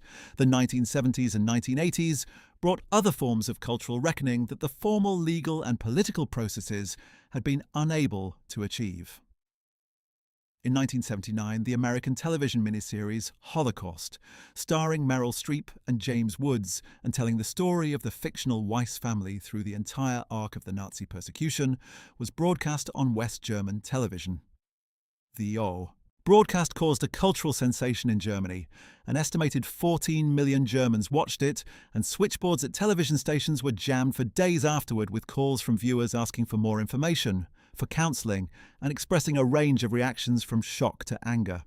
The series was criticised by serious historians for its melodramatic and simplistic portrayal of events, but its emotional impact on German audiences, many of whom claimed the broadcast was the first time they had genuinely grasped the human reality of what the Holocaust had meant, was undeniable. When an American television production could do what decades of formal denazification programs had failed to do, make the Holocaust emotionally real for ordinary Germans, it said something important about both the power of popular culture and the limitations of legal and institutional approaches to historical accountability. The debate about the German past took a new and particularly bitter turn in the mid-1980s with what became known as the Historikerstreit, the historians' dispute. In 1986, the philosopher Ernst Nolte published an article arguing that the Holocaust, while undeniably terrible, needed to be understood in comparative context. Specifically, that the Nazi extermination of the Jews was a reaction, however perverse and disproportionate, to the perceived threat of Bolshevik mass murder, and that the Gulag had preceded and in some sense inspired the death camps. Nolte's argument was taken by critics, most prominently the philosopher Jürgen Habermas, as an attempt to relativize and ultimately excuse the Holocaust by contextualizing it within a broader landscape of 20th century mass violence, thereby implicitly reducing German guilt and enabling a more comfortable national identity. The dispute that followed, played out in newspaper op-ed pages and academic journals, was fierce, personal, and ultimately about much more than historiographical methodology. It was about whether Germany had fully absorbed the lesson that the Holocaust was not merely a terrible event among other terrible events, but was in some specific and essential sense the product of German society, German culture, and German choices, and that honest German national identity had to be built on a foundation that acknowledged this without evasion. Habermas's position largely prevailed in the broader cultural debate, and the Historikerstreit is now generally seen as a moment when German intellectual culture demonstrated its capacity to resist attempts to soften or relativize the Nazi past. The reunification of Germany in 1990 brought with it a new set of challenges and opportunities in the long history of dealing with the Nazi past. The collapse of East Germany and the opening of its archives revealed that the self-congratulatory anti-fascist narrative the communist state had spent 40 years projecting had been built on a foundation of considerable dishonesty. East German archives opened after reunification revealed the extent to which the communist state had quietly employed, protected, or worked alongside former Nazis when it suited its political purposes, even while loudly denouncing West Germany for the same practice. The opening of the Stasi files, the records of the East German secret police, revealed that the apparatus of surveillance and repression the Stasi had constructed bore remarkable structural resemblances to the Nazi police state, and that a number of former Gestapo and SD officials had provided the Stasi with both institutional knowledge and personnel. The myth of East German anti-fascism, always somewhat artificial, was comprehensively dismantled by the archival evidence, though this did not prevent some Germans, particularly those who had believed in the East German project, from experiencing its revelation as a secondary betrayal. First the lie of Nazism, then the lie of communism's alternative. Reunification also raised an unexpected legal question. Could former East German officials be prosecuted for crimes committed in the service of the communist state? The question was answered, at least in principle, by a series of trials of former East German border guards who had shot people attempting to cross the Berlin Wall, and of former communist officials who had ordered those shootings. The trials were controversial, generating their own debates about retroactive justice and victor's justice that echoed the debates about Nuremberg nearly half a century earlier. The Federal Court of Justice ultimately ruled that the orders given to shoot people attempting to cross the border were illegal under international human rights law and could not serve as a defense, establishing a principle with significant implications for the concept of superior orders that had been developed at Nuremberg. Whether one viewed these prosecutions as legitimate justice or as victors punishing the losing side of a political conflict, they demonstrated that unified Germany had not abandoned the principle that those who carry out orders to commit serious crimes cannot shelter entirely behind the authority of the state that gave those orders. The 1990s also saw Germany deepen its institutional commitment to Holocaust memory in ways that went far beyond anything the immediate post-war denazification programs had envisioned. The German government established and funded a national memorial to the murdered Jews of Europe in Berlin, designed by the architect Peter Eisenman, and opened in 2005. A vast field of 2,711 concrete stelae of varying heights, located a short walk from the Reichstag and the Brandenburg Gate, in the heart of the reunified German capital. The memorial is deliberately designed without interpretive text, without names, without a clearly defined entrance or exit, creating a disorienting experience that the architect described as intended to evoke the unstable, confusing, and oppressive nature of the Holocaust itself. Its location in the centre of Berlin, on one of the most symbolically important pieces of land in Germany, was a deliberate statement that the Holocaust was not a peripheral episode in German history, but its central moral fact, one that the German nation was prepared to confront in its most public space, without evasion. Germany also fundamentally transformed its educational approach to the Holocaust over the decades following reunification. The cautious evasions of the 1950s history textbooks gave way to increasingly direct and detailed treatment of both the Holocaust and the broader question of German participation in it. By the 1990s and 2000s, visits to concentration camp memorial sites had become a standard part of the school curriculum across most German states. Holocaust education was not merely presented as the story of what was done to the victims, but explicitly as the story of German choices, German perpetrators, German complicity and German bystanders, a pedagogical approach that directly addressed the question that the 1950s curriculum had systematically avoided. What did ordinary Germans actually do, and why? Research into this question, particularly the work of the American historian Christopher Browning in his landmark 1992 book, Ordinary Men, which documented how a unit of middle-aged Hamburg policemen had been recruited to participate in mass shootings of Jews in occupied Poland without being forced by direct threats to their lives, deepened and complicated the public understanding of German perpetration in ways that made comfortable narratives of coercion and ignorance increasingly difficult to sustain. The question of German corporate guilt was addressed more systematically in the late 1990s, when the German government, working with American negotiators, established a fund to compensate the surviving victims of Nazi forced labor. During the war, German corporations, including some of the most famous names in German industry, among them Volkswagen, BMW, Daimler-Benz, Allianz, Deutsche Bank, Siemens, Krupp, IG Farben, and many others, had employed hundreds of thousands of concentration camp inmates and forced labourers from occupied countries, people who had been worked under conditions that often amounted to a slow death sentence. After the war, these companies had rebuilt their prosperity and reputation with remarkable little accountability for this aspect of their wartime operations. Some had made small symbolic payments to survivor groups over the years, but the systematic use of coerced labour was not fully acknowledged or compensated until the late 1990s, when a combination of American class action lawsuits, diplomatic pressure, and the moral weight of an aging survivor population finally produced a negotiated settlement. In 2000, the foundation Remembrance, Responsibility and Future was established with 10 billion Deutsche Marks contributed by the German government, and approximately 6,000 German companies.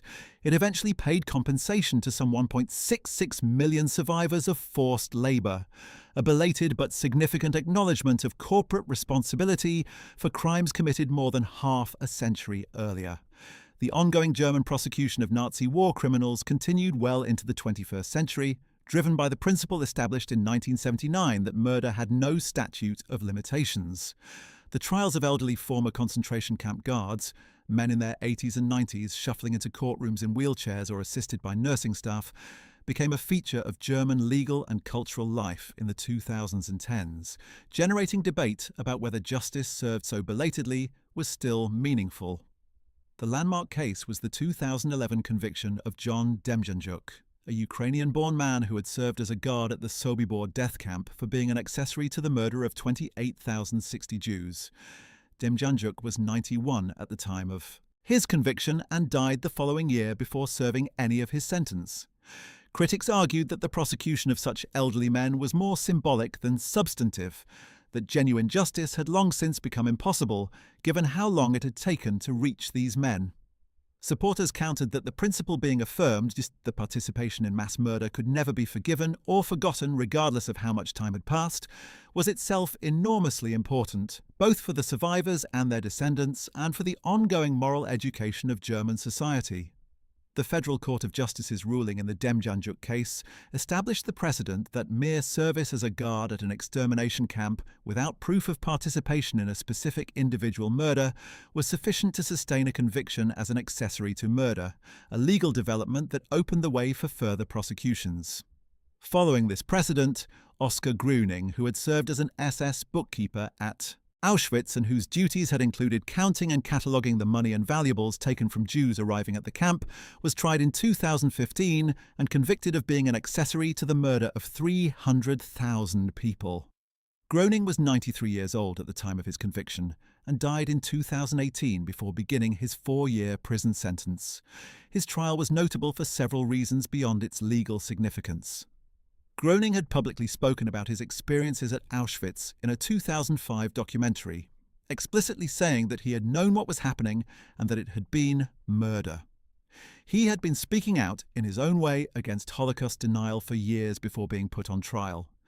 His conviction therefore raised the question of whether prosecution and punishment was the appropriate response to a man who had already publicly acknowledged his guilt and was attempting in the final years of his life to bear witness against those who denied the Holocaust, or whether the principle that participation in mass murder demanded legal accountability was more important than these individual considerations. German courts concluded it was. Other former camp personnel followed into the courts, including a 93-year-old former SS secretary, Irmgard Fürchner, who as a young woman had worked as a typist at the Stutthof concentration camp and had been convicted in 2022 of being an accessory to more than 10,000 murders. The fact that Germany was still prosecuting Nazi crimes nearly 80 years after the end of the war, and doing so under the scrutiny of an active, critical press and a public that took these proceedings seriously, was itself testimony to how far German legal and cultural attitudes had travelled from the quiet amnesias of the 1950s. There is, running through all of these developments, a question that cannot be avoided and that the history of denazification forces anyone who considers it honestly to confront. Did it work? Did the Allied project of deradicalization succeed? The question does not admit of a simple answer, because denazification was not a single thing but many things simultaneously. Legal proceedings, administrative purges, cultural reforms, educational interventions, psychological campaigns, and different components succeeded and failed to different degrees. In the narrowest sense, denazification succeeded in that Germany is today a stable, prosperous, democratic country that is not governed by Nazis and has not started a war since 1945. The democratic institutions established under Allied occupation, for all the compromises and continuities from the Nazi era that shaped their early years, proved resilient enough to develop into genuine democracy over time. The Federal Republic of Germany today has one of the strongest civil society traditions in the world, one of the most robust protections for press freedom, and one of the most extensive commemorative and educational infrastructures surrounding the Holocaust anywhere in the world. By these measures, denazification can be counted a success, however partial and painful the path to that success. But in its immediate and formal manifestations, denazification failed badly, failed in ways that were foreseeable and in many cases foreseen, and failed with consequences that were serious and lasting. The failure to prosecute the great majority of those who had participated in the crimes of the Nazi state was not just a moral failure, but a practical one in that it sent a message to subsequent generations of potential perpetrators that the worst that was likely to happen if you participated in state-sponsored mass atrocity was a few years of inconvenience followed by comfortable reintegration into civil society. The failure to systematically reform the legal profession, the medical profession, the police, the foreign service and the judiciary meant that institutions that had been deeply compromised by their participation in Nazi crimes were rebuilt on foundations that retained significant elements of that compromised culture. The failure to introduce honest history education quickly meant that an entire generation of West Germans grew up with a sanitized account of their nation's recent past that made genuine collective moral reckoning much harder. The reasons for these failures were not mysterious. Some were structural.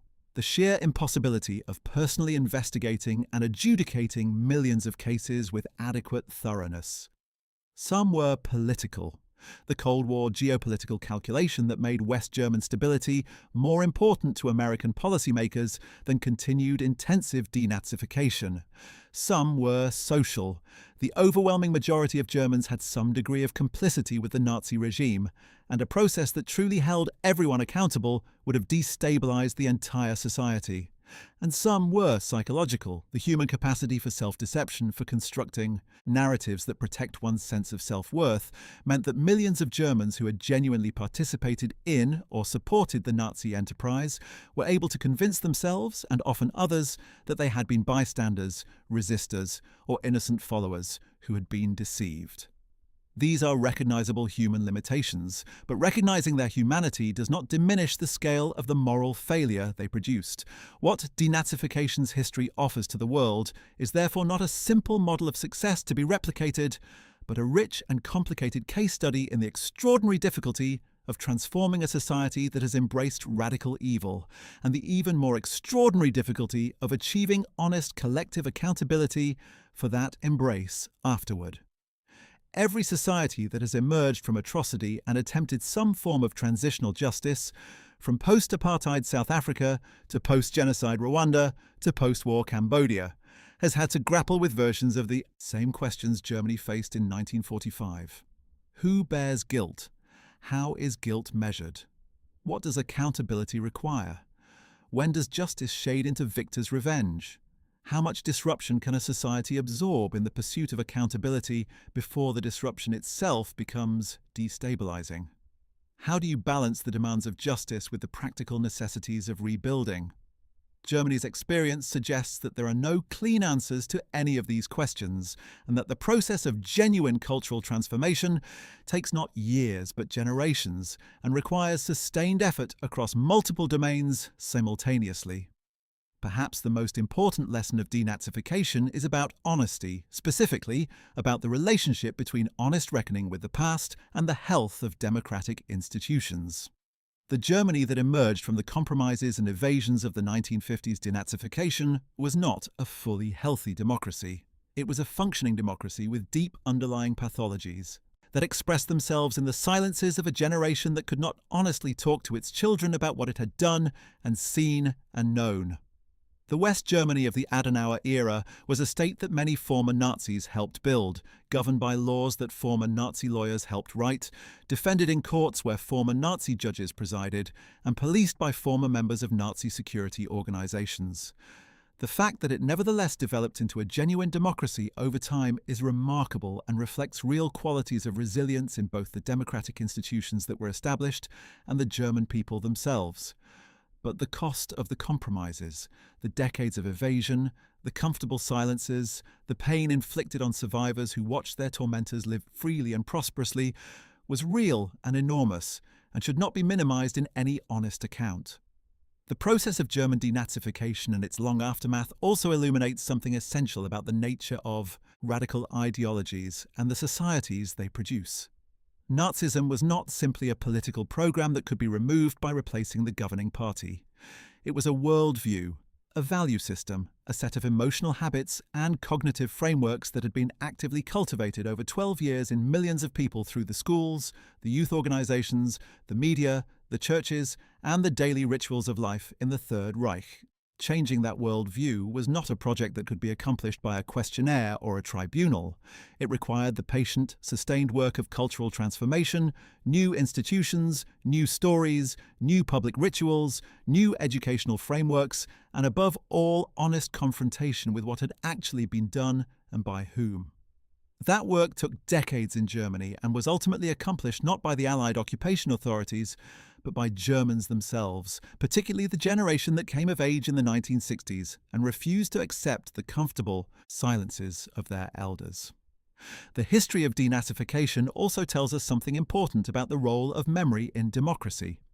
The reason that Germany has, over time, developed one of the most extensive and honest cultures of Holocaust commemoration in the world is not simply that German leaders decided this was politically useful. It is that the survivors, the victims' descendants, the activist scholars, the investigative journalists, the courageous teachers and prosecuting attorneys who refused to accept that the clock had run out on accountability, kept the pressure on, kept naming names, kept filing charges, kept writing books and making films and visiting classrooms and standing in front of school groups and saying, "This happened, these people did it, and we must not pretend otherwise." The institutionalization of Holocaust memory in Germany, the National Memorial in Berlin, the school curriculum requirements, the Ludwigsburg Central Office, the ongoing prosecutions, is not separate from denazification.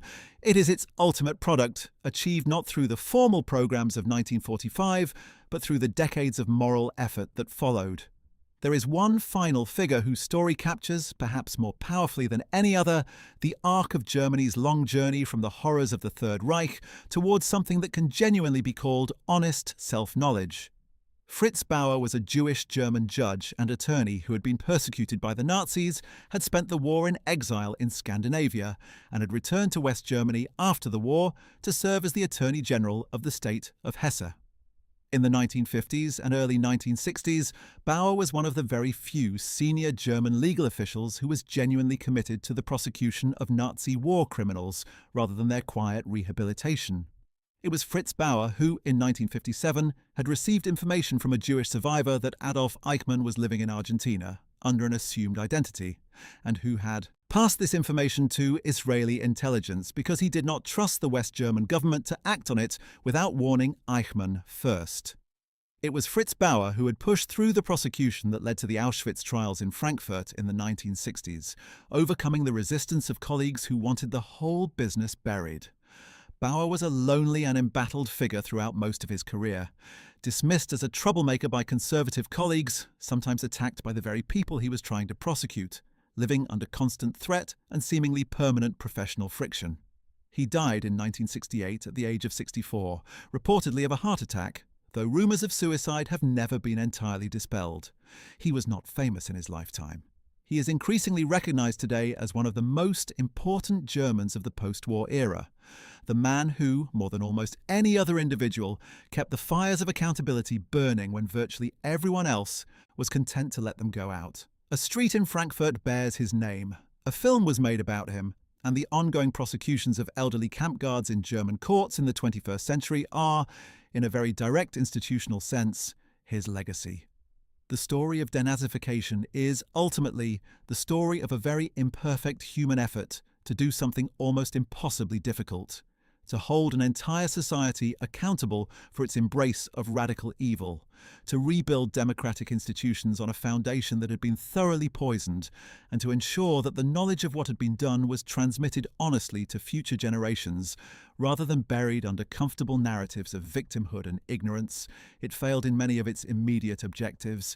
It succeeded over time and through enormous effort in its most essential long-term purpose. Germany today is not a country that has forgotten the Holocaust. It is a country that has built its national identity around the obligation never to forget it.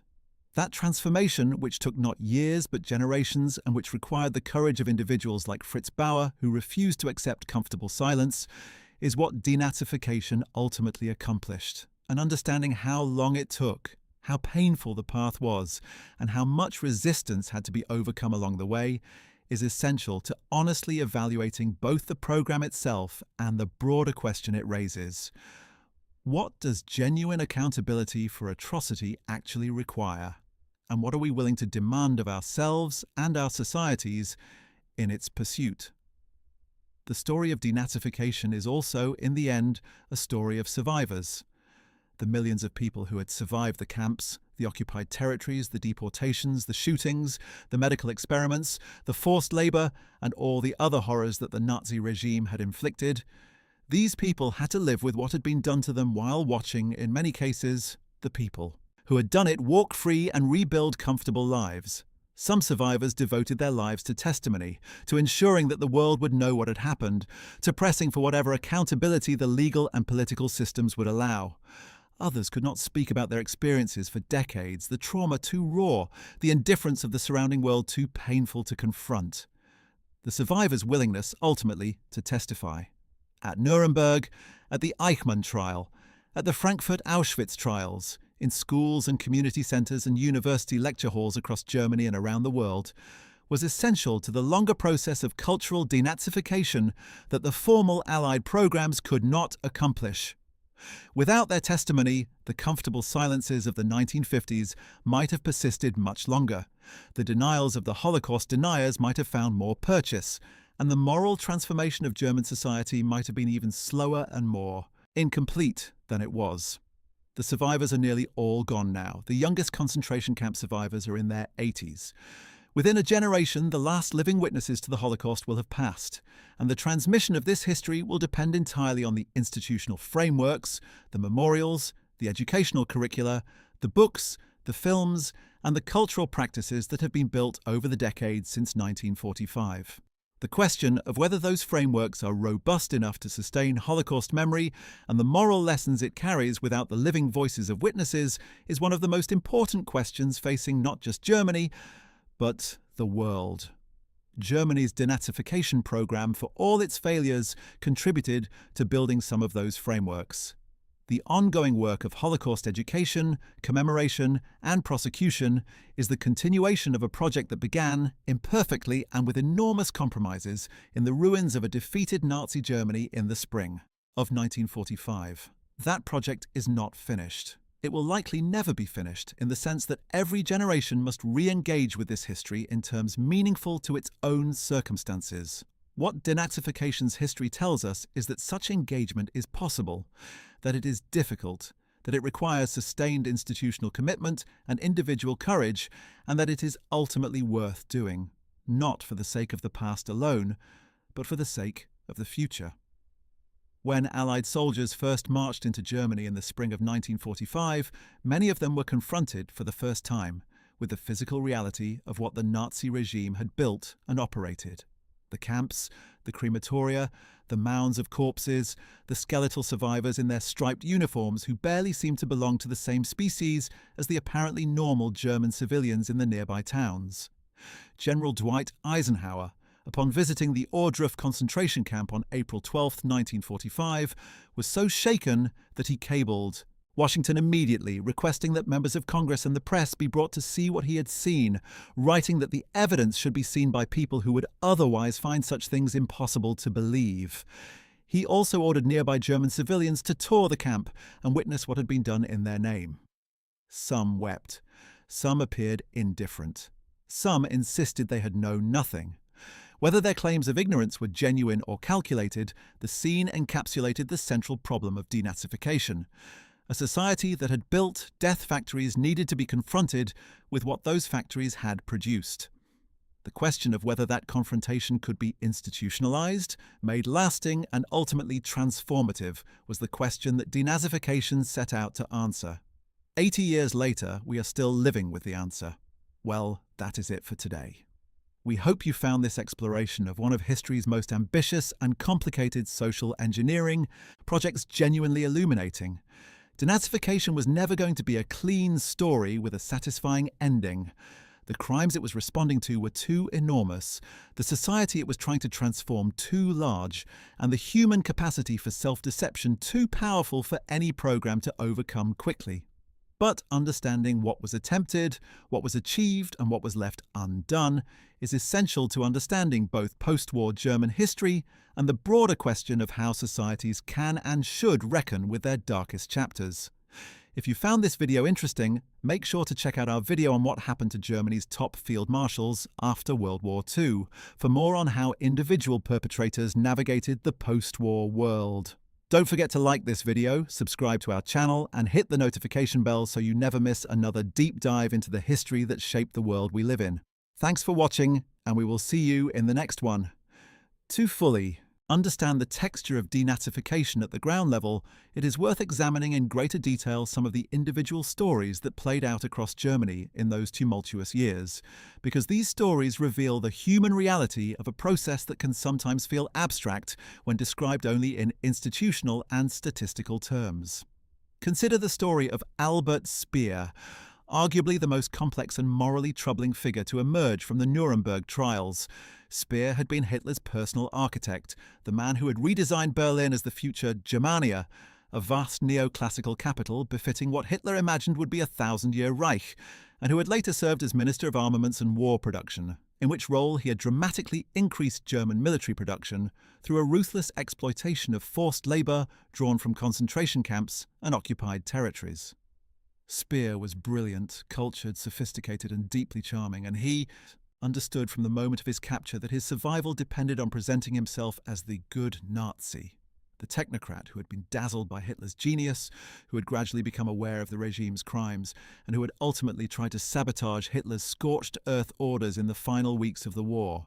His claim at Nuremberg to have been unaware of the Holocaust, despite overwhelming evidence that he had visited Auschwitz at least once and had received detailed reports about the conditions under which the forced labourers he deployed were being maintained, was accepted with remarkable credulity by the tribunal, which spared him the gallows and sentenced him to 20 years' imprisonment.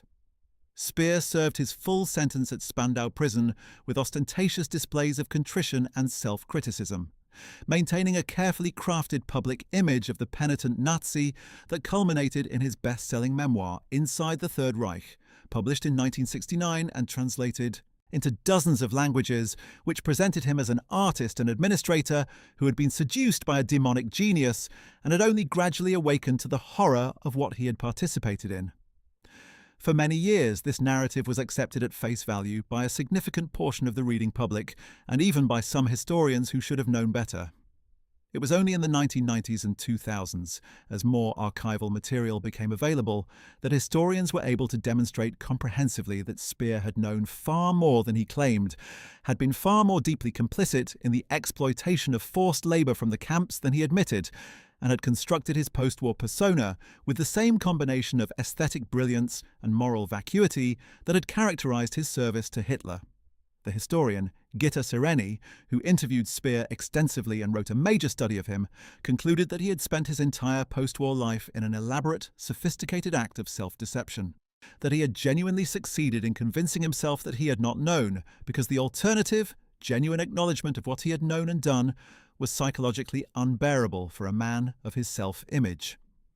Speer died in London in 1981, still giving interviews, still maintaining his carefully constructed narrative.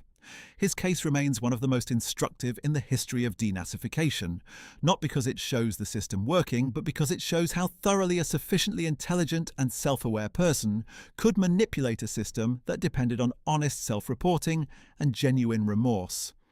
The story of Rudolf Höss is in some ways the inverse of Speer's, less a case of successful manipulation than of the bureaucratic ordinariness of mass murder made horribly explicit.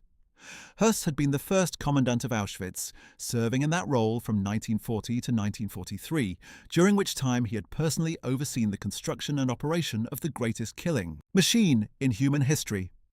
He had presided over the systematic murder of at least 1.1 million people, the number established by the Nuremberg tribunal, though some historians place it higher, with a methodical efficiency that he himself described in his memoirs as simply a matter of professional competence. Huss had been captured by British forces in March 1946, initially not recognised under a false identity as a farm labourer, but identified by his family and arrested. He was transferred to Poland, where he was tried by a Polish national tribunal, convicted and hanged on April 16, 1947, on the gallows he had himself built at Auschwitz. Before his death, Huss wrote an autobiography in prison, a document so extraordinarily chilling precisely because of its tone of professional self-appraisal, the way he described the logistics of murder with the same matter-of-fact language he might have used to describe a management challenge in any industrial enterprise. He expressed regret of a kind, but his regret seemed less about the millions of human beings he had killed than about the psychological toll the work had taken on his men and on himself. He worried that the pace of killing had been too fast, that the crematoria had been insufficient for the volume of bodies. These were the concerns of a manager reviewing a project's execution, not of a human being reckoning with having committed crimes against humanity on an almost incomprehensible scale. The contrast between the content of his crimes and the managerial language in which he described them is one of the most unsettling documents in the literature of the Holocaust, and it illuminates more viscerally than any abstract analysis what Hannah Arendt meant by the banality of evil.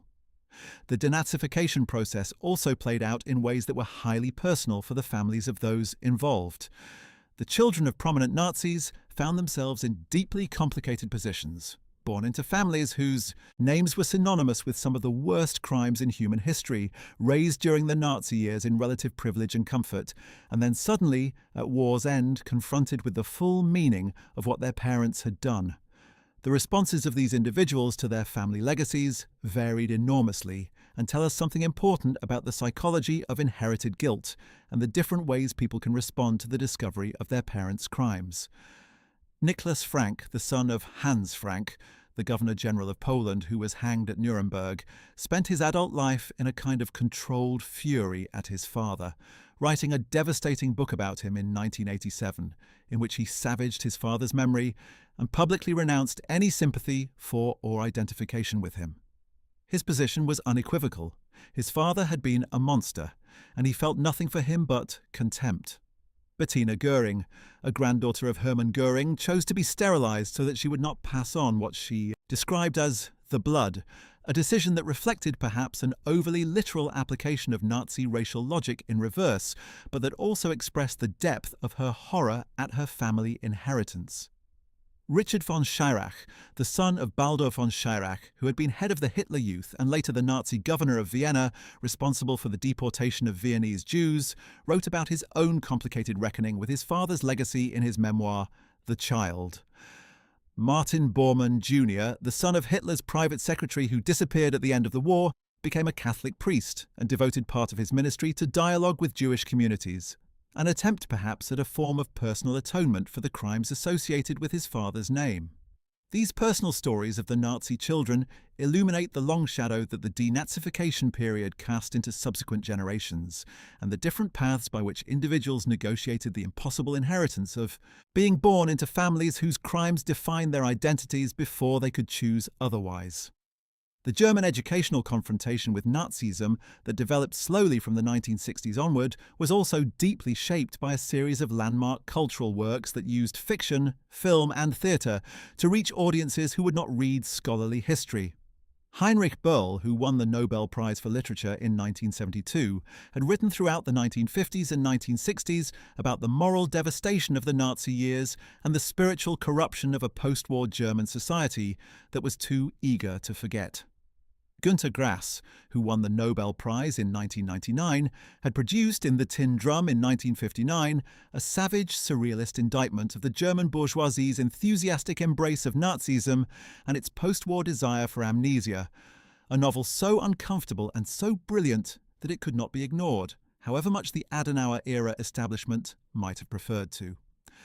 The film The Murderers Are Among Us, made in 1946, by Wolfgang Stauter, and one of the first German films to directly address the question of Nazi guilt, depicted a former German officer haunted by his commander's murder of civilians, a commander who was now living comfortably as a successful businessman in post-war Berlin.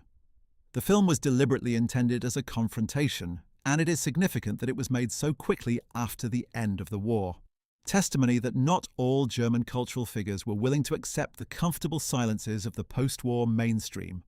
Later, the long television series Heimat, created by Edgar Reitz and broadcast in 1984, traced the history of a fictional German village from 1919 to 1982, depicting the everyday texture of life through the Nazi years in a way that showed how ordinary Germans had lived alongside and often participated in Nazi crimes without being identifiable monsters. A portrayal that was both more honest and in some ways more disturbing than the simpler narrative of a small, evil elite that had imposed its will on an otherwise innocent people. The question of language itself was central to denazification in ways that are easy to overlook. The Nazi regime had been extraordinary in its deliberate manipulation of language, creating euphemisms for mass murder, using bureaucratic terminology to sanitize atrocity, corrupting ordinary words to serve ideological purposes. Special treatment meant murder. Evacuation to the east meant deportation to death camps. Final solution meant genocide. Victor Klemperer, a German Jewish scholar who survived the Nazi years in Dresden, married to a non-Jewish German woman, kept meticulous notes throughout the war on what he called the LTI, Lingua Tertii Imperii, the language of the Third Reich, documenting how the Nazi regime had systematically corrupted the German language in service of its ideology. His book, eventually published in 1947, remains one of the most illuminating analyses of totalitarian propaganda ever written, and it demonstrates that the denazification of language, the reclaiming of words and concepts from their Nazi corruption, was itself a necessary and significant project. German intellectuals and educators who worked in the post-war decades to restore integrity to the German language, to use words with precision and honesty rather than the loaded, weaponized usage of the Nazi years, were engaged in a form of cultural denazification that complemented and in some ways preceded the institutional reforms. The neo-Nazi movements and far-right extremism that periodically resurfaced in West Germany throughout the post-war decades served as a barometer of how incomplete the cultural transformation remained. In 1969, the National Democratic Party of Germany, which many observers described as a thinly veiled neo-Nazi party, won seats in several state parliaments, causing considerable alarm both within Germany and among Germany's allies and neighbours. The Verfassungsschutz, the German domestic intelligence agency charged with monitoring threats to the constitutional order, consistently tracked far-right extremism as among the most significant internal security threats throughout the 1970s and 1980s. Incidents of anti-Semitic vandalism, graffiti on synagogues, desecration of Jewish cemeteries, occurred with troubling regularity throughout the post-war decades. And neo-Nazi skinhead violence, particularly after German reunification in 1990, when young men in the economically depressed former East Germany, with no memory of Allied occupation and little exposure to the careful Holocaust education that West Germany had developed, committed a series of horrifying attacks on immigrants and asylum seekers in cities like Rostock, Solingen, and Mölln, killing people and demonstrating that the radical right had not been eliminated from German society, but merely driven underground.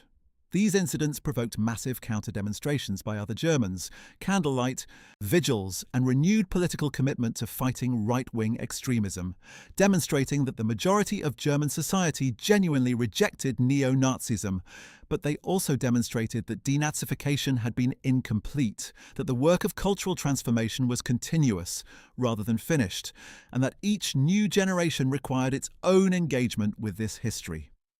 The reunification of Germany in 1990 also brought with it a painful revelation about the extent to which the communist East German state had, in certain respects, preserved and even nurtured resentments and attitudes that provided fertile ground for far-right radicalization once the communist system collapsed.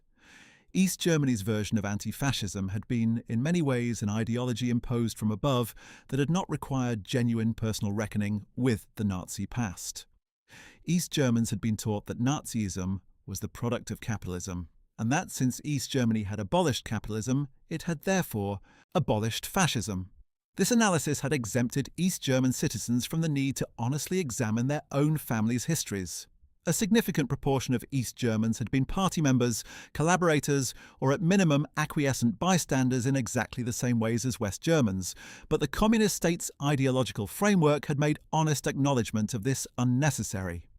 When communism collapsed and East Germans were suddenly exposed to the West German narrative of historical reckoning, many felt overwhelmed, threatened, and resentful. They had been taught one framework for understanding recent history, only to discover that this framework was ideologically motivated and required replacing, and the replacement narrative assigned them a degree of historical responsibility their communist upbringing had specifically exempted them from. This psychological dislocation, combined with the economic shock of reunification, which destroyed much of East Germany's industrial base and produced mass unemployment, created conditions in which far-right radicalism found significant receptive audiences. The establishment of the Holocaust Memorial Museum in Washington, D.C. in 1993 and the Yad Vashem Memorial Complex in Jerusalem, which was substantially expanded and modernized in 2005, represent another dimension of the Denazification legacy, the internationalization of Holocaust memory as a global responsibility rather than exclusively a German and Jewish concern. These institutions, along with the United States Holocaust Memorial Museum's educational programs that reach millions of American students annually, reflect the understanding that the lessons of the Holocaust, about the dangers of totalitarianism, anti-Semitism, scapegoating, dehumanization, and the complicity of ordinary people in mass atrocity, are not lessons for Germany alone, but for humanity as a whole. The German government's generous financial contributions to Yad Vashem and other Holocaust memorial institutions around the world can be seen as a form of ongoing denazification, the use of material resources to ensure that the history is preserved, transmitted, and learned from. The legal legacy of denazification and the Nuremberg trials extends far beyond Germany and far beyond the specific crimes of the Nazi regime. The principles established at Nuremberg that individuals can be held criminally responsible for crimes against humanity, regardless of whether they were acting under state authority or following orders, that heads of state and senior officials do not enjoy immunity from prosecution for such crimes, that the international community has both the right and the obligation to hold perpetrators accountable, became the foundation for the entire structure of modern international criminal law. The Genocide Convention of 1948, the Universal Declaration of Human Rights of the same year, the Geneva Conventions of 1949 and their subsequent protocols, the establishment of the International Criminal Tribunal for the former Yugoslavia in 1993, and the International Criminal Tribunal for Rwanda in 1994, and ultimately the creation of the Permanent International Criminal Court by the Rome Statute of 1998. All of these landmark developments in international law trace their intellectual and moral lineage directly back to the Nuremberg trials and the principles articulated there. The fact that the international community now has permanent institutional mechanisms for prosecuting crimes against humanity, war crimes, and genocide, mechanisms that would not have existed without the precedents established at Nuremberg, represents perhaps the most lasting and consequential legacy of the Allied denazification project, extending far beyond Germany and the immediate post-war period into a framework for global justice that shapes international relations to this day,